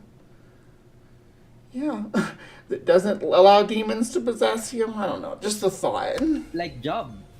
Like Job. Exactly. Yeah. Exactly. Yes, we are in West Texas, Dr. Ben. It was a question for him, but yeah, we are in West Texas right now. He has to come before the Lord and he has to make the request, right? So the devil is on a leash. The devil is a very minor... And your God says, yeah, go infect these people. Your God's kind of a fucker. Reality. He's a minor reality. But he is dangerous. And so when he acts, he's acting with the authority of God. He has to ask that permission. He has to receive that authority. And so in the room, when an exorcism is occurring, there might be different signs that you see. Like I said, inanimate objects moving, sudden fluctuations in temperature. Sudden fluctuations in temperatures and inanimate objects moving fine, but head spinning around, that's impossible. What are you...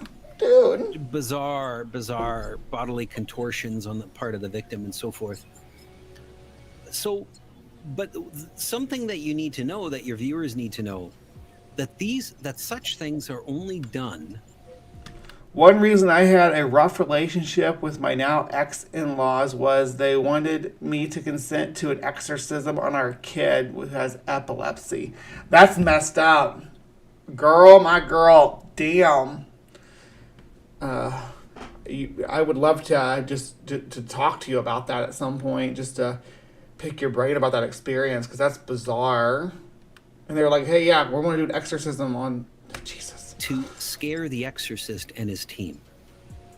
So if I were to bring you into a room, I'm just talking as a thought experiment. If you were to be present at an exorcism, if I were to invite you to come along and be as Exactly. Problem of evil, Brian Stevens. You know it.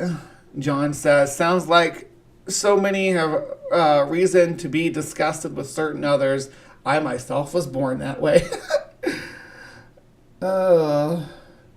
Y'all heard Captive Desk. I had a reason to ride my motorcycle coming to find Squatch. Climbing up the walls is totally normal in an exorcism. an intercessor. You walk in the room, and all of a sudden, you see a chair starting to float in the air by itself, right?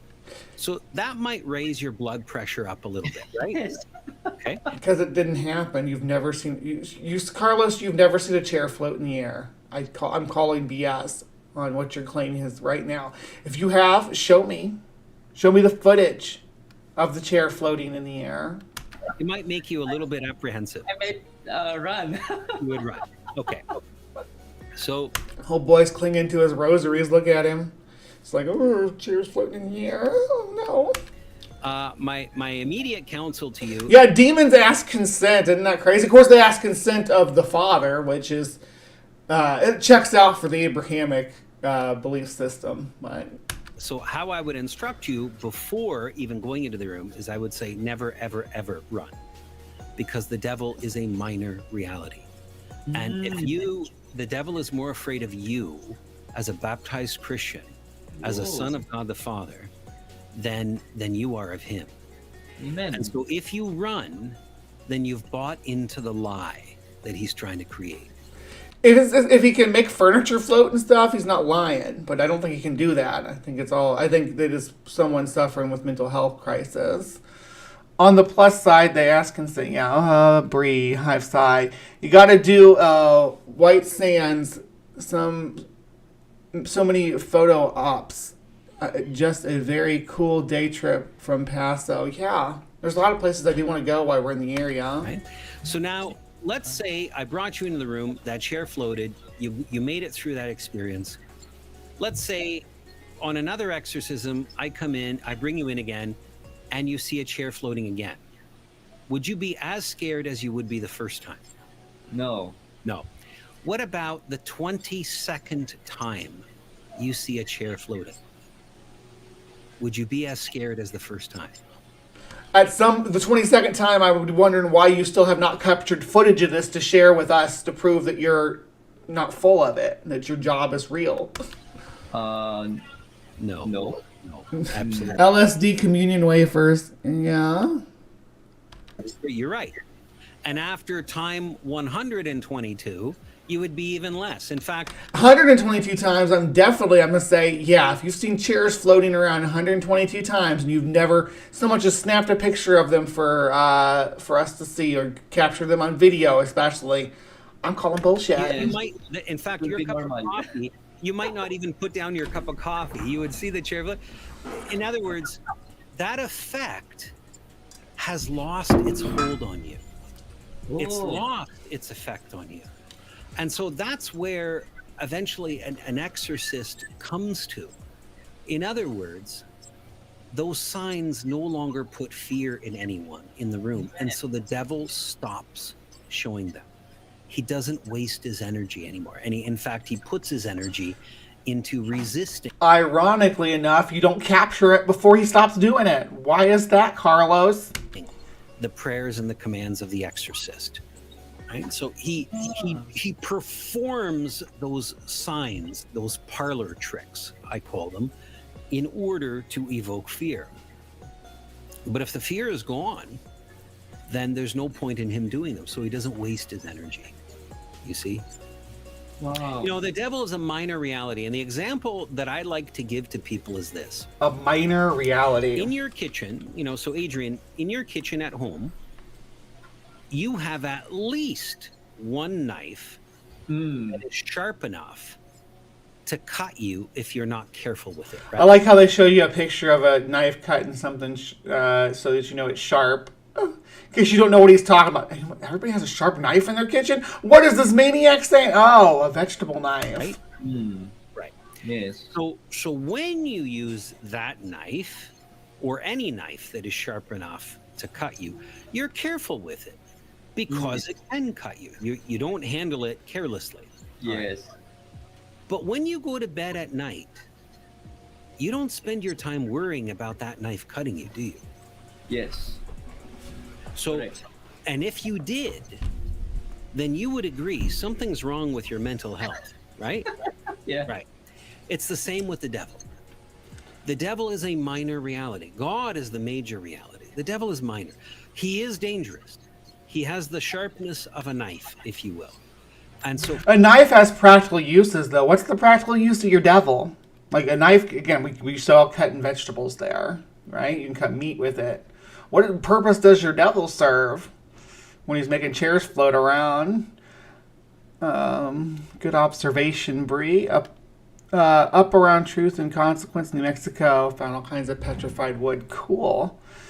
He's very sneaky. He smuggles a lot of stuff in when he's talking. Never once thought, hey, I got some evidence of supernatural activities, if not evidence of some god. Floating chairs around, comfy, you know. Oh, has seen it so many times it never happens anymore. I see. Yeah, the devil doesn't waste his energy trying to show Carlos how to make chairs float. A minor reality like a backache, nothing to call a professional over. Minor reality, not real. Yeah, John.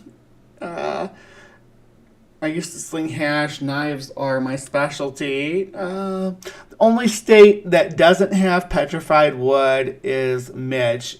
The only strata. Okay. The strata is older. The other John, in El Paso, I spent several thousand, a few short months buying local art. I love that city. I had no idea. I'm really loving the city here too. I will say we went to a really nice tiki bar Thursday, was it Wednesday night? I don't know, we had a lot of fun. for that reason, I respect the devil. I do not fear the devil. I respect him. What has he done to earn your respect exactly? I mean, I can lift up a chair too. Do you respect me? I respect him because he is dangerous. So I don't play with him. I don't interact with him in any way other than to remove his rights from the victim and then cast him out subsequently. Wow. So it means, Father Carlos, that the devil will have power on us if he will give him the authority over you. Your God will give the authority. That's what I'm understanding. Right. He needs to receive authority in order to torment.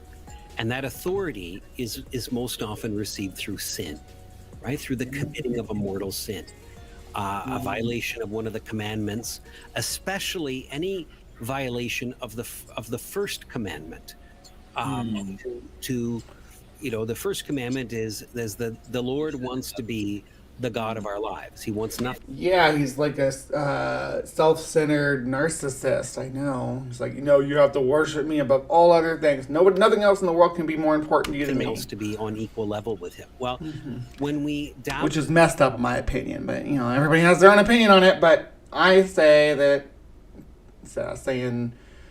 you cannot have any other. It's to me, it seems like this is like a jealous partner that doesn't want to have you to have any like friends of the opposite sex or something, that kind of shit. Trouble in the occult. When we view a fortune teller, play with tarot cards, play with a Ouija board. When we cast curses on people. When we consult horoscopes. Those kinds of things. When we're trying to control that which is... I would, Spooky. Are you offering to dance? Uncontrollable. Right? When we're trying to control the forces of nature in a way that is occultish. When we're trying to control the future, and we are trying to be God. And so that is the main way that people get demonic spirits attached. Trying to control the future. That's a bold statement. Do you care to elaborate on that? What the hell you mean by that? The second way, which is which would be as deadly. It's not quite as common, but is as deadly, is through sexual sin. Ooh, here we go. Here we go. Sexual sin time, guys. This is what the Hive buzzes for. And the sexual appetite is a powerful appetite. In fact, we have no other appetite that's quite as powerful. Nature has equipped us to be sexual and to we reproduce the species through the sexual act. But that is also the most perverted appetite that we have, because we will desire things. Says you. I think your appetite for altar boys is perverted, but you know, you judge me. No, you go ahead and judge me for being, polypan or whatever. But yeah, you squeeze yourself some altar boys. Things that we ought not to desire. The propensity today for lust. In fairness, none of this is church backed. I don't think this is real doctrine. For real, the friar here is making stuff up and pretending it's doctrine, hearsay. Yes, as demonstrated through pornography. Ooh, pineapple coleslaw. Is Ben still with us? Pineapple coleslaw, Ben. Yum. Yes. Masturbation through things that is happening all over the Western world. Homosexuality.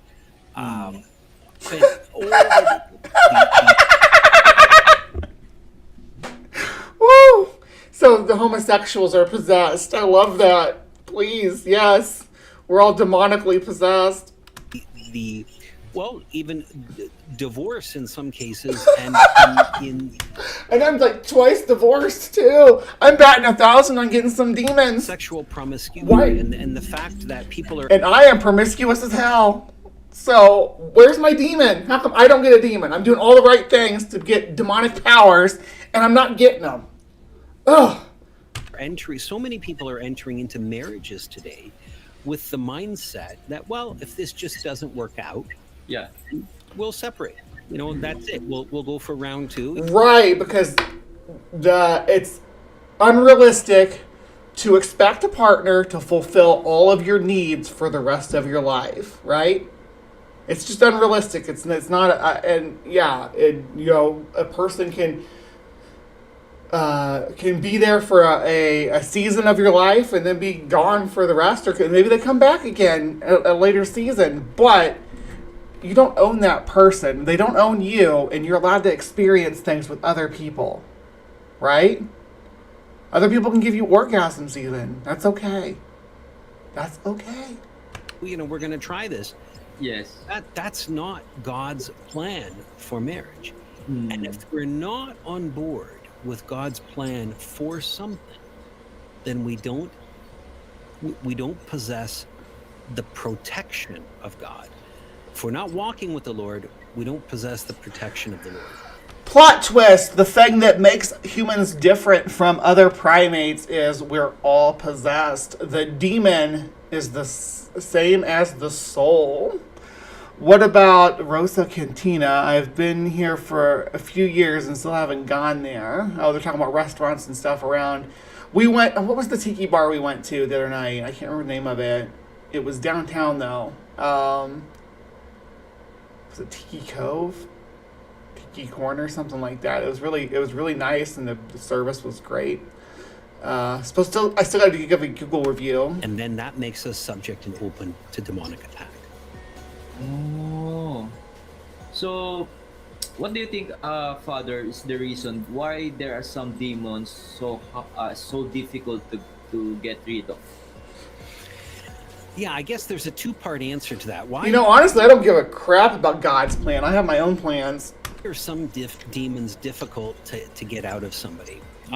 So the primary reason, the most common reason, is the fact that it depends on the rights that the person has surrendered to the demon. It depends on what's going on within the victim that enabled the devil to go in.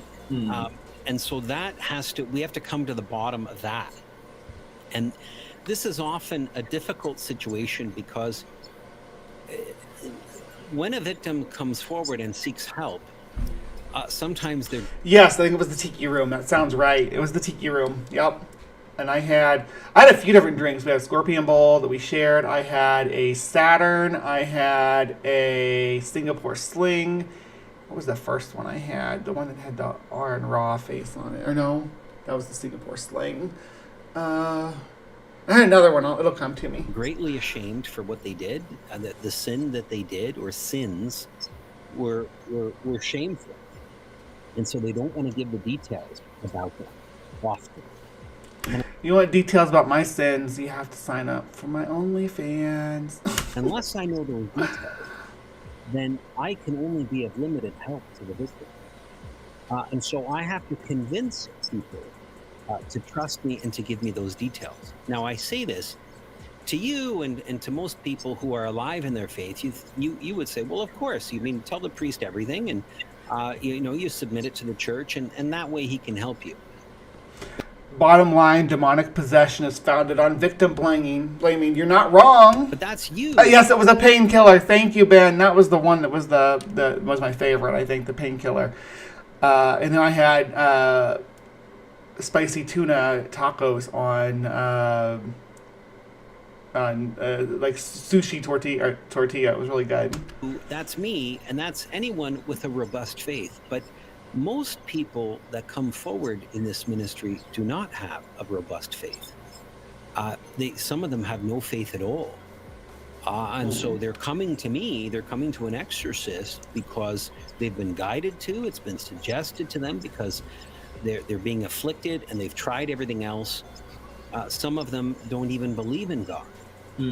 So I've got to win them over. And I will always pray for everybody who comes to me.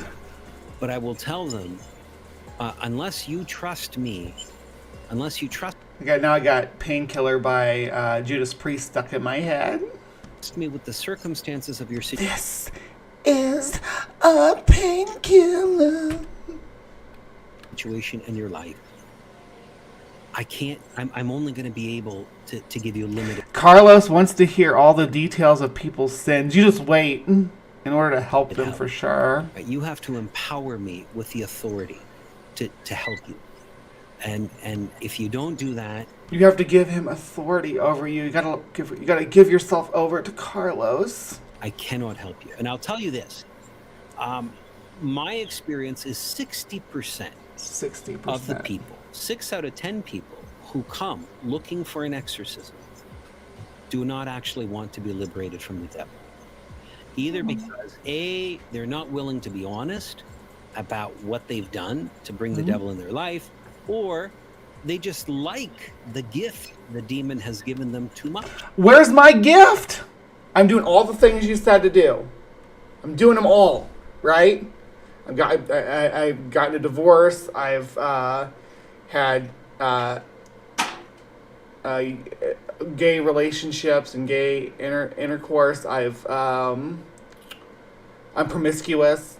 There's a lot of. I'm doing all the things right, and I still don't got any powers. Oh, so there's always an offer. There's always a gift that's given, and that gift might be really appealing, and they might have built a life around that gift. I'm thinking of an example of there was a young man who came to me looking for an exorcism. He had an uncanny ability. It was not this guy, right? And I've encountered this type of demon several times. I love this. Where he could just approach a female. A female? And she was virtually powerless against his sexual advances. So this could be a young lady who has been perfectly chaste her whole life, serves at her church, has never had any transgressions in the area of sexuality, encounters this individual and feels all but helpless at getting undressed and having a sexual encounter with him. Wow. So, see, I don't have that power. I guess Ben has that power. How did you get that power, Ben? So there are certain demons that are so powerful that they are operative in this manner. And it sounds like the demon doesn't have power over the guy. It sounds like the demon has power over the women that he's approaching. Why do these women lose their autonomy if they're chaste and good to your religion and everything? Why do they get punished and your God allow them to be controlled in such a way? Sounds like a shitty system. A different individual that had that same demon, I encountered him when I was residing in Mexico for a period of my life about 10 years ago. All he had to do was walk into a bar and just look at a woman, and she would begin undressing. This is almost as believable as the floating chair, but yeah, just again, this person's supposed to be possessed and supposed to be being from influence from the devil, right? Why is it affecting the people around them? Why are these women being punished by this guy being possessed? I mean, this was an objective. Whenever he walks into a room, all the women want to jump his bones.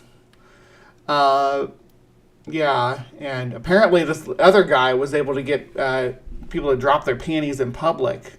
In fact, this was something that a friend of mine went along with him and witnessed it firsthand. So these were random bars in the city of Guadalajara, which is an enormous city with millions upon millions of people, and they would just pick a random bar, and this example, this phenomena would occur every time. So there has to be a repudiation of this demon. But in both of these individuals, in both of these men, and it's not just men that get this demon, it's also women. But in these two circumstances, do you have his number? Do you know how to get a hold of him? Mentioned. Neither one of them was willing to give up the sex. So they Blaster Master, and he's like, I ran into two guys that made me want to get naked in front of them. Is Carlos speaking from experience? Is he self-reporting? Yeah, these guys were super. It sounds like he ran into some freaking some hot dudes that were able to seduce women. They exist. Knew that they had a demon. And knew the demon was afflicting them. The one in Mexico was terrified because he had a wife and a family, and so he was terrified at losing his wife and family. His wife didn't know that he was having at least 3 different sexual partners every single night. His wife, and he was afraid that she would. Well, I think that this is another point where we pinpoint that consent is important. Your wife might be into you having 3 different partners a night. She might be cool with it, or she might even want to participate. So just open up and talk to her. Don't do shit behind your spouse, behind your partner's back. That's the dumbest part about all this control over women and stuff that they want to have. It's because people can't just be honest and say, hey, this is what I want in my relationships. I want to be able to have different sexual partners when the mood strikes, or I'd like someone who wants to go out with me and we pick people up, stuff like that. It's completely normal if you are consenting adults. And that out. And yet, when I offered him the ministry of exorcism, he refused it. He says, Father, I know this is what I need. I'm just not ready to give this up yet. Yeah. So you see what I mean by the devil puts you in need of him. He makes you in need. It's like the guy was like, it's raining pussy up in my life. What the fuck do you think I want to give that up for? Which does make complete sense to me, but apparently it's bad. Need of him. He's occupying a wound. And it's just like... We could have used the demon to help move that aquarium down the stairs last night, Ben. Then we wouldn't have had to butt scoot down the steps like that. An addict will find it difficult to give up the source of his addiction when he's seeking treatment. The person who is possessed will find it difficult to give up what the devil has implanted in them, even if it's not a gift. Like in this case, it was through sexuality, it was through fornication that was his need was in that. Sometimes the need is in the hopelessness. So the devil has made a person. Right? My demon sucks compared to this guy's demon. My demon doesn't bring me 3 partners a night. Honestly, though, I don't know if I could handle it. At least not every night. I'm in hell. I wouldn't want 3 partners every night. Maybe for a special occasion. Nakedness just happens, John? And hopeless. I'm too horrible a person. I have too many dark sins in my life. I've hurt too many people. Maybe I've murdered people, or maybe I've committed violent acts against people, and the devil is threatening to expose me publicly, and I'm going to wind up in prison if that's found out. So that's what I mean by. Did he just say the demon is occupying the wound? That's a weird euphemism, but okay, yeah. This didn't say the demon is occupying the gash or something like that. The devil implants something in you. It might be a gift or it might be a wound of this sort, but the victim has to come to a place of courage and say, no, I'm not going to cooperate. Or maybe Jesus could up his game and offer us superpowers too. I'm just saying that if the devil's able to give us superpowers, why can't the good guy or whatever? With the devil, I'm not going to receive what he says. I'm going to put my faith in God. Exactly. I'd like one that has a clue. I'm going to approach the church, and I'm going to be willing to surrender this and fight against it and enable the church, empower the church to fight on my behalf. If we have that, Adrian, now we have the basis we need for an exorcism. Don't give your soul to the devil. Give your soul to me. The moral here is we all gotta sin harder. We deserve better demons, says Ember for $5. I love you, Ember. I feel bad taking your money. I know we're both in kind of tight situations, but I love you, babe. I love you so much. Mwah. Alright, that's that. I believe in the 3 days of darkness. I always... Alright, it gets to a different fryer here, but we're not going to watch that one. But yeah, this was Adrian Milag. Bringing the power of visuals and compelling narrative. I'm an inspirational public speaker and Catholic lay preacher based in the Philippines. I have inspired thousands of people from our Catholic community called The Feast, a Catholic prayer gathering of the Light of Jesus family founded by Bo Sanchez, and from talks given to companies, schools, and organizations. For brand collaboration, contact me. Should I contact Adrian about collabing on Exorcism Talk? But yeah, it seems like mostly it's him talking to clergy people about different stuff.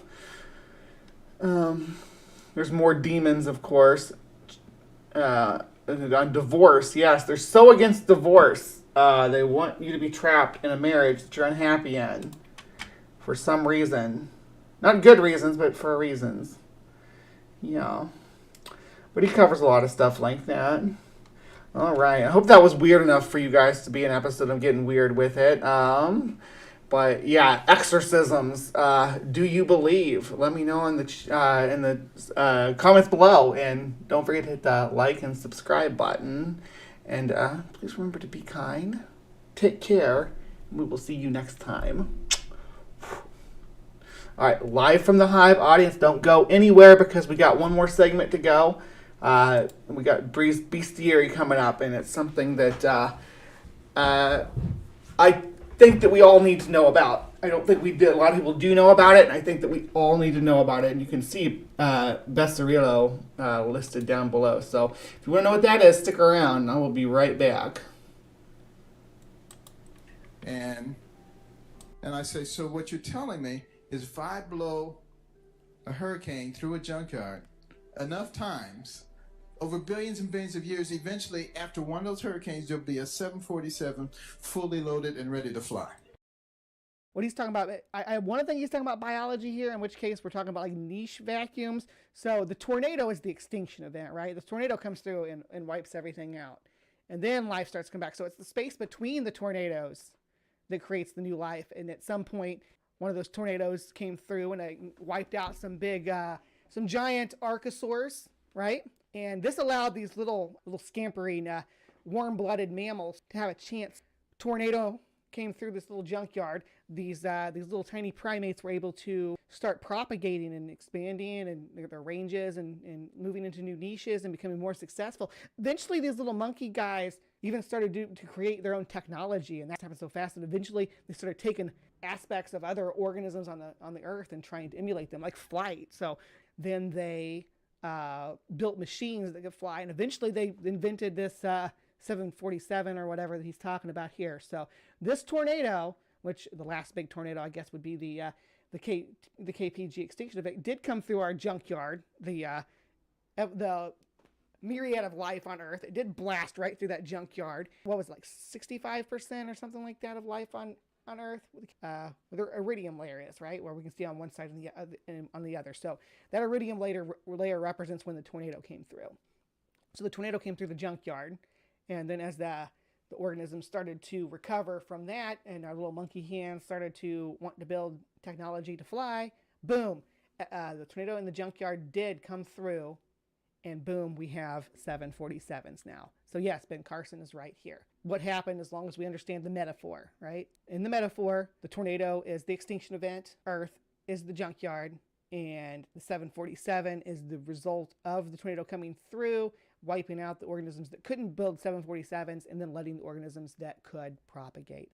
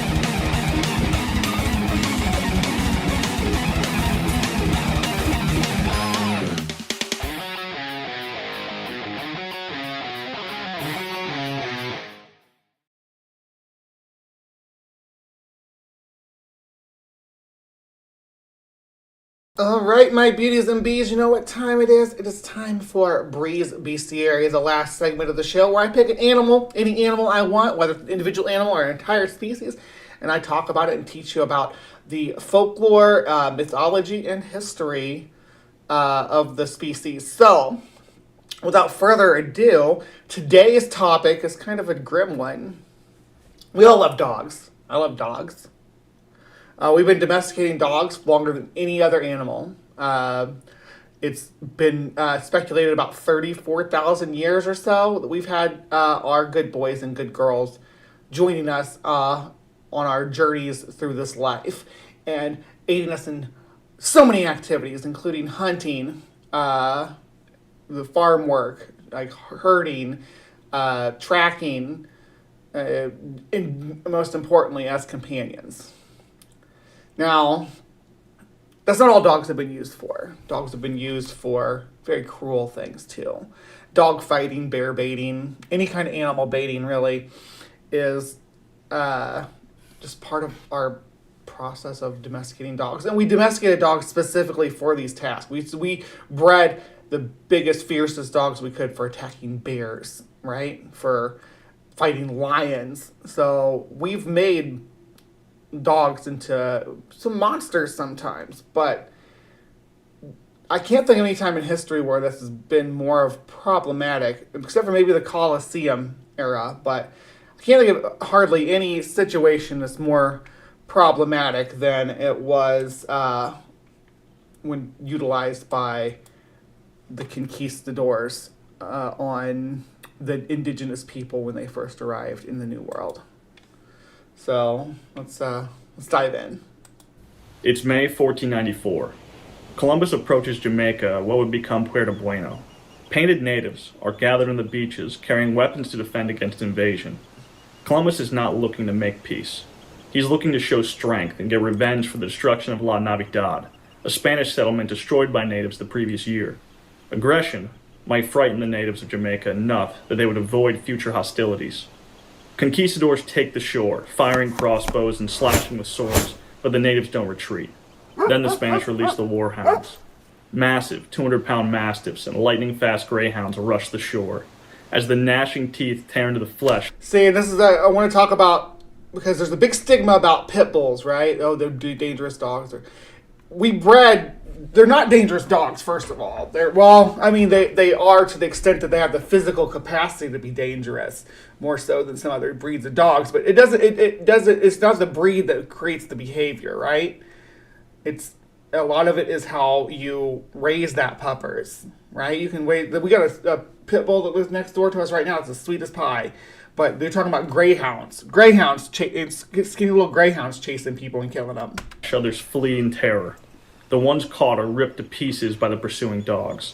The Spanish admiral takes the now vacant but bloody beach and claims the land for Spain. Columbus later reflects in his journal.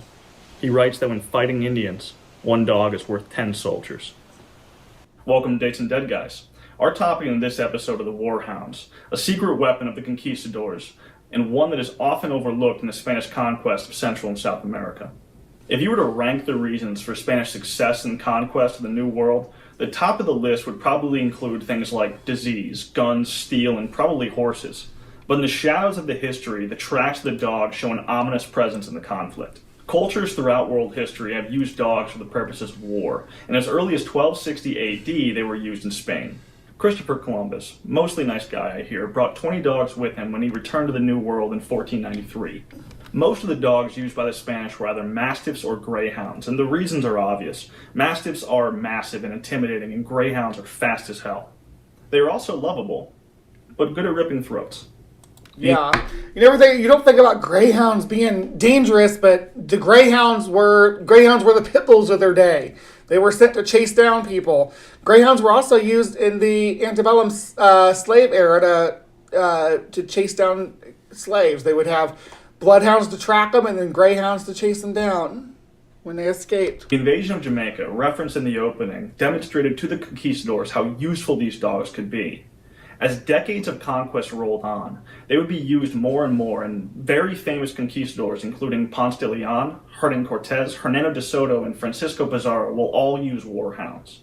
Gonzalo Pizarro, the brother of Francisco, used them too, but unfortunately he eats most of them when his men run out of food on a disastrous expedition in 1541. Starving in the Amazon. Yeah, eat your dogs. You think about the Amazon would be bountiful for stuff to hunt. You wouldn't have to eat your dogs, but I don't know. Became so popular for the Spanish that the English king Henry VIII actually gave 400 mastiffs to King Charles V of Spain as a gift. Each of the dogs given to Charles V had spiked collars. Vulnerable areas of these dogs were often covered, and spiked collars were pretty common. Armor sometimes, but thick quilted layers were probably the most common thing used to protect them against arrows by the natives. These dogs... You see a dog come run at you in a poncho.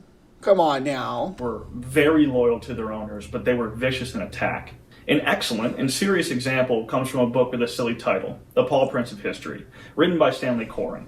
He writes of the 1495 Battle of Viga Real in Haiti. Quote, native forces, numbering the thousands, advanced upon the small band of Spaniards. Columbus had given control of the dogs to Alonso de Orellana, a small man who combined physical courage with a personality disposed toward violence and rash cruelty. He gathered the dogs on the far right flank and waited until the battle had reached a high level of fury. He then released all 20 mastiffs, shouting, "Tomalos," meaning take them or sick them. The angry dogs swept down on the native fighters in a raging phalanx, hurling themselves at the Indians' naked bodies. They grabbed their opponents by their bellies and throats.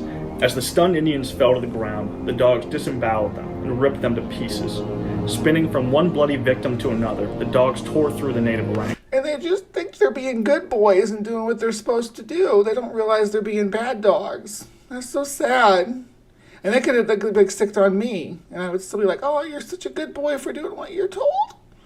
Your husband's related to Columbus. Christopher Columbus? Or... I thought coonhounds were primarily used in the South. Yeah, they did use coonhounds. A lot of different hounds could be utilized for chasing down escaped slave. Unless he has a reason to suspect he is already, I'd be concerned about that. Thanks. One observer of the battle, Bartholomew... Actually, it's Cristobal de Colon. Yeah. de las Casas, reported that in less than 1 hour, each dog had torn apart at least 100 Indians. Recognizing that his readers might find this difficult to believe, de las Casas explained that the animals had originally been trained to hunt for wild game. In comparison, they found the skin of their naked human opponents was far easier to tear apart than the hides of deers or boar. Yeah, long pig is a little bit more tender than boars. Furthermore, the dogs had now developed a taste for human flesh. End quote. It's a terrifying picture. Now, Las Casas' account sounds exaggerated. There were 20... I had a miniature dachshund. That little guy was a killer of mice. He also rescued a couple of animals by finding them when they went missing. He rescued a kitten, a dog, and a missing hamster. Okay, so here's my hot take, and I do get some pushback even in this community about this. There's no such thing as a working cat.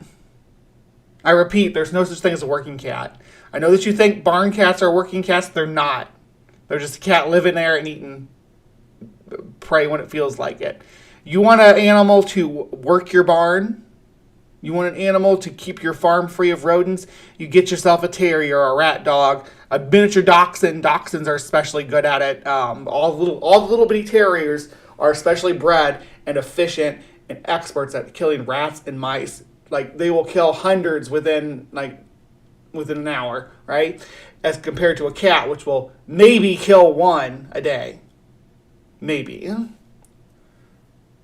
Binky works very hard. No. I guess Binky's a model, though. I don't know if you consider that work. All he has to do is lay around and look handsome, and you'll take pictures of him and put them on the internet. 20 dogs, and he says they each killed 100 natives in an hour. That means the dogs killed 2,000 people at a rate of one person every 36 seconds. My dog gets tired after I throw him a frisbee like 12 times, so this seems like a bit of a stretch. I don't think any...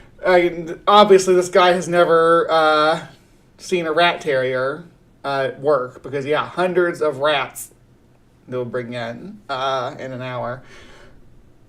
Anything near that rate is possible, but Las Casas is probably the most famous of the Spanish to speak out against cruelty to natives, so I can see how describing the horror in this way matches his outlook. But he is right about it being easier to kill humans than other animals. We are basically jelly donuts compared to a boar. Regardless, these dogs were incredibly effective. An account from 1553 says Pizarro's dogs were, quote, so fierce that in 2 bites with their cruel teeth, they laid open their victims to the entrails, end quote. A Mayan priest that was imprisoned by the Spanish said that he witnessed mastiffs destroying the faces of his people. Certain dogs were so effective that they became notorious to the native groups they encountered, and some are even still known today. Now we got to get into the named dogs. So these were good. Again, these dogs are not bad dogs. I don't want to ever give the impression that these are bad dogs. These are cruel owners teaching their dogs to do bad things and teaching them that it's good to do bad things. You do the same thing to your children. You do the same thing to the population of your country. Amigo, who was with Cortez in the conquest of Mexico, Bruto with De Soto. One dog, Mohama, was even so respected by his group that they portioned him out a piece of what they would steal from the natives. Dogs don't eat gold, but they do look cool. Did I say very good that boys? They portioned him out a piece dogs of what showed they would our steal actual from the warhounds. They are dogs very good boys. Gold, yeah, they are good boys. They look cool with it. The most famous of the warhounds was Becerrillo, but we're going to talk about him a little bit later in the video. These dogs were terrifying to Native Americans, it being said that they were more likely to surrender the Spanish if they had dogs with them, even in cases when they had fewer men. And to be fair, the Indians had never seen anything like a 200-pound mastiff, and no one wants to wind up like Ramsey from... Yeah, their dogs were like little pre-contact dogs. They were, the biggest ones were probably maybe 30 pounds, but Central and South America, they had Chihuahuas and the Mexican hairless dogs. Those are the kind of dogs that they had. Game of Thrones. And that guy was a prick. The effectiveness of these dogs led to increased sadism among the Spanish. They took up a practice called La Monteria Infernal, or hellish hunting, but it's also called dogging. The Spanish would capture the chiefs, or the high-ranking officials of a native group, and in front of the tribe set the dogs on them, and they would tear them to shreds. Fear of being dogged led many natives to submit to the Spanish without even a fight.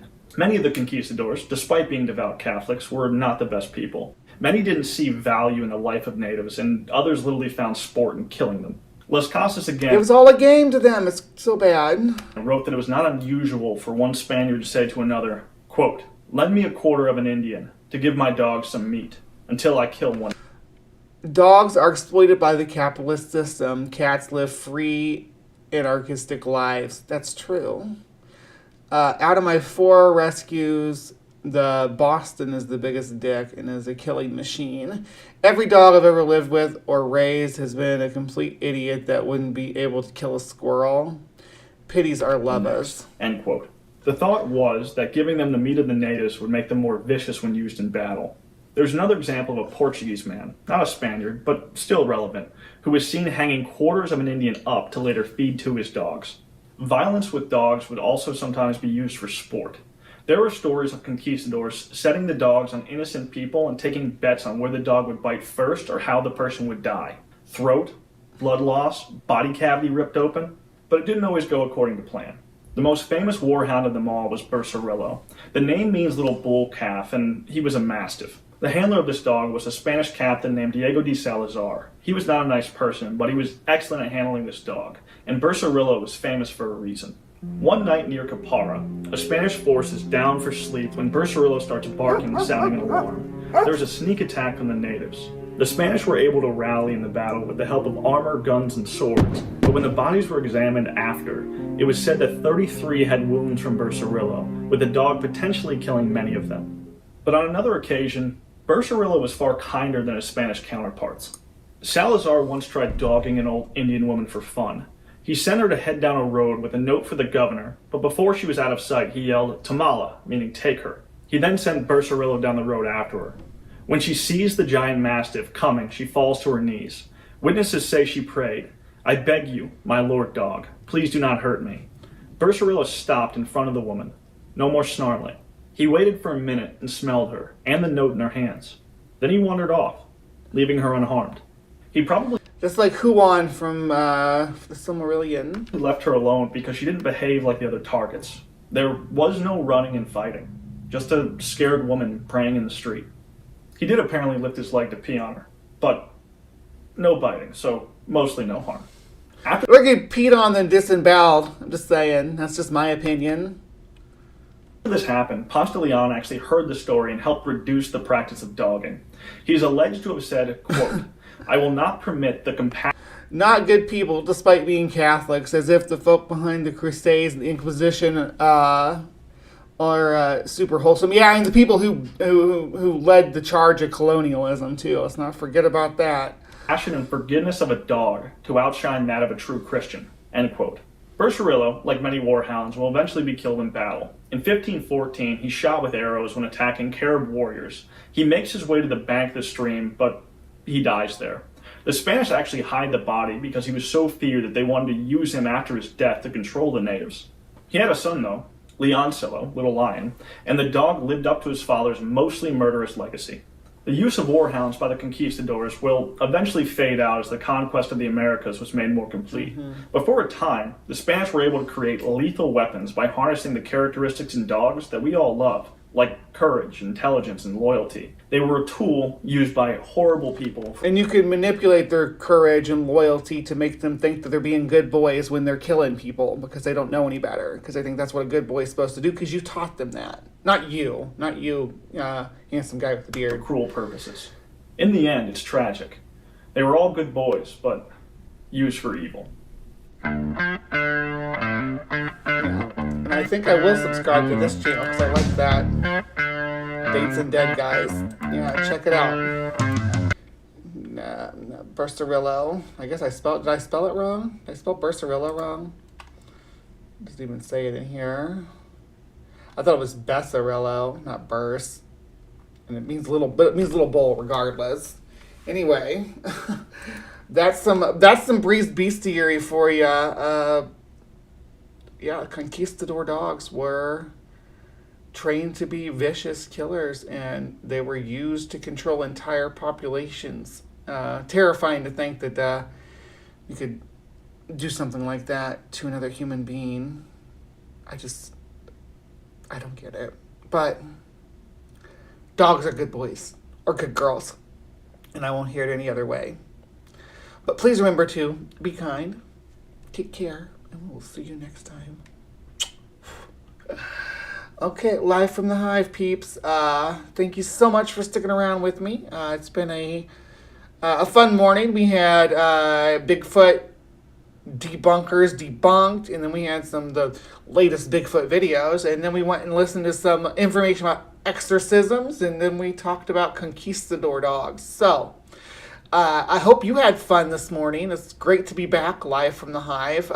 This is the new Hive. I hope to be seeing you from here, at least for the next few months. If you would, please remember to hit the thumbs up button. And yeah, and if you want to leave a comment, I really appreciate it. And there's also a little $sign thing right there if you want to support the channel in any way. There's a few ways you can buy memberships for other people. You can get a membership for yourself. I also have a Patreon if you click on the link tree. And that Patreon will take you out there to where I release exclusive content or early content for my patrons. So yeah, appreciate everybody who stuck around and hung out with me as we unraveled today's mysteries. Say it one more time for the people in back. Please remember to be kind. Take care. We'll see you next time.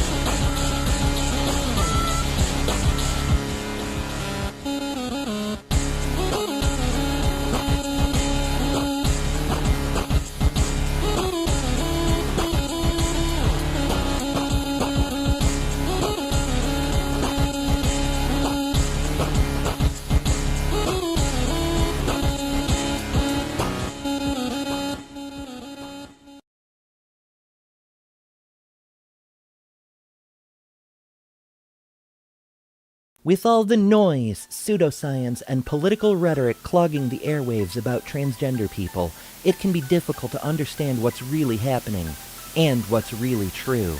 Good news, everyone! Welcome to The Transpositions, your compass in the rugged landscape of transgender issues. Here, we strive to be the beacon of authenticity, providing a platform that amplifies the voices and experiences of the transgender community. From breaking news to in-depth features to breaking down the real science, we are committed to fostering understanding, empathy, and empowerment for all individuals across the gender spectrum. Join us as we navigate the complexities, celebrate the triumphs, and advocate for the rights of transgender people worldwide. Together, we can redefine boundaries, challenge stereotypes, and champion inclusivity. Subscribe today. The link is in the description.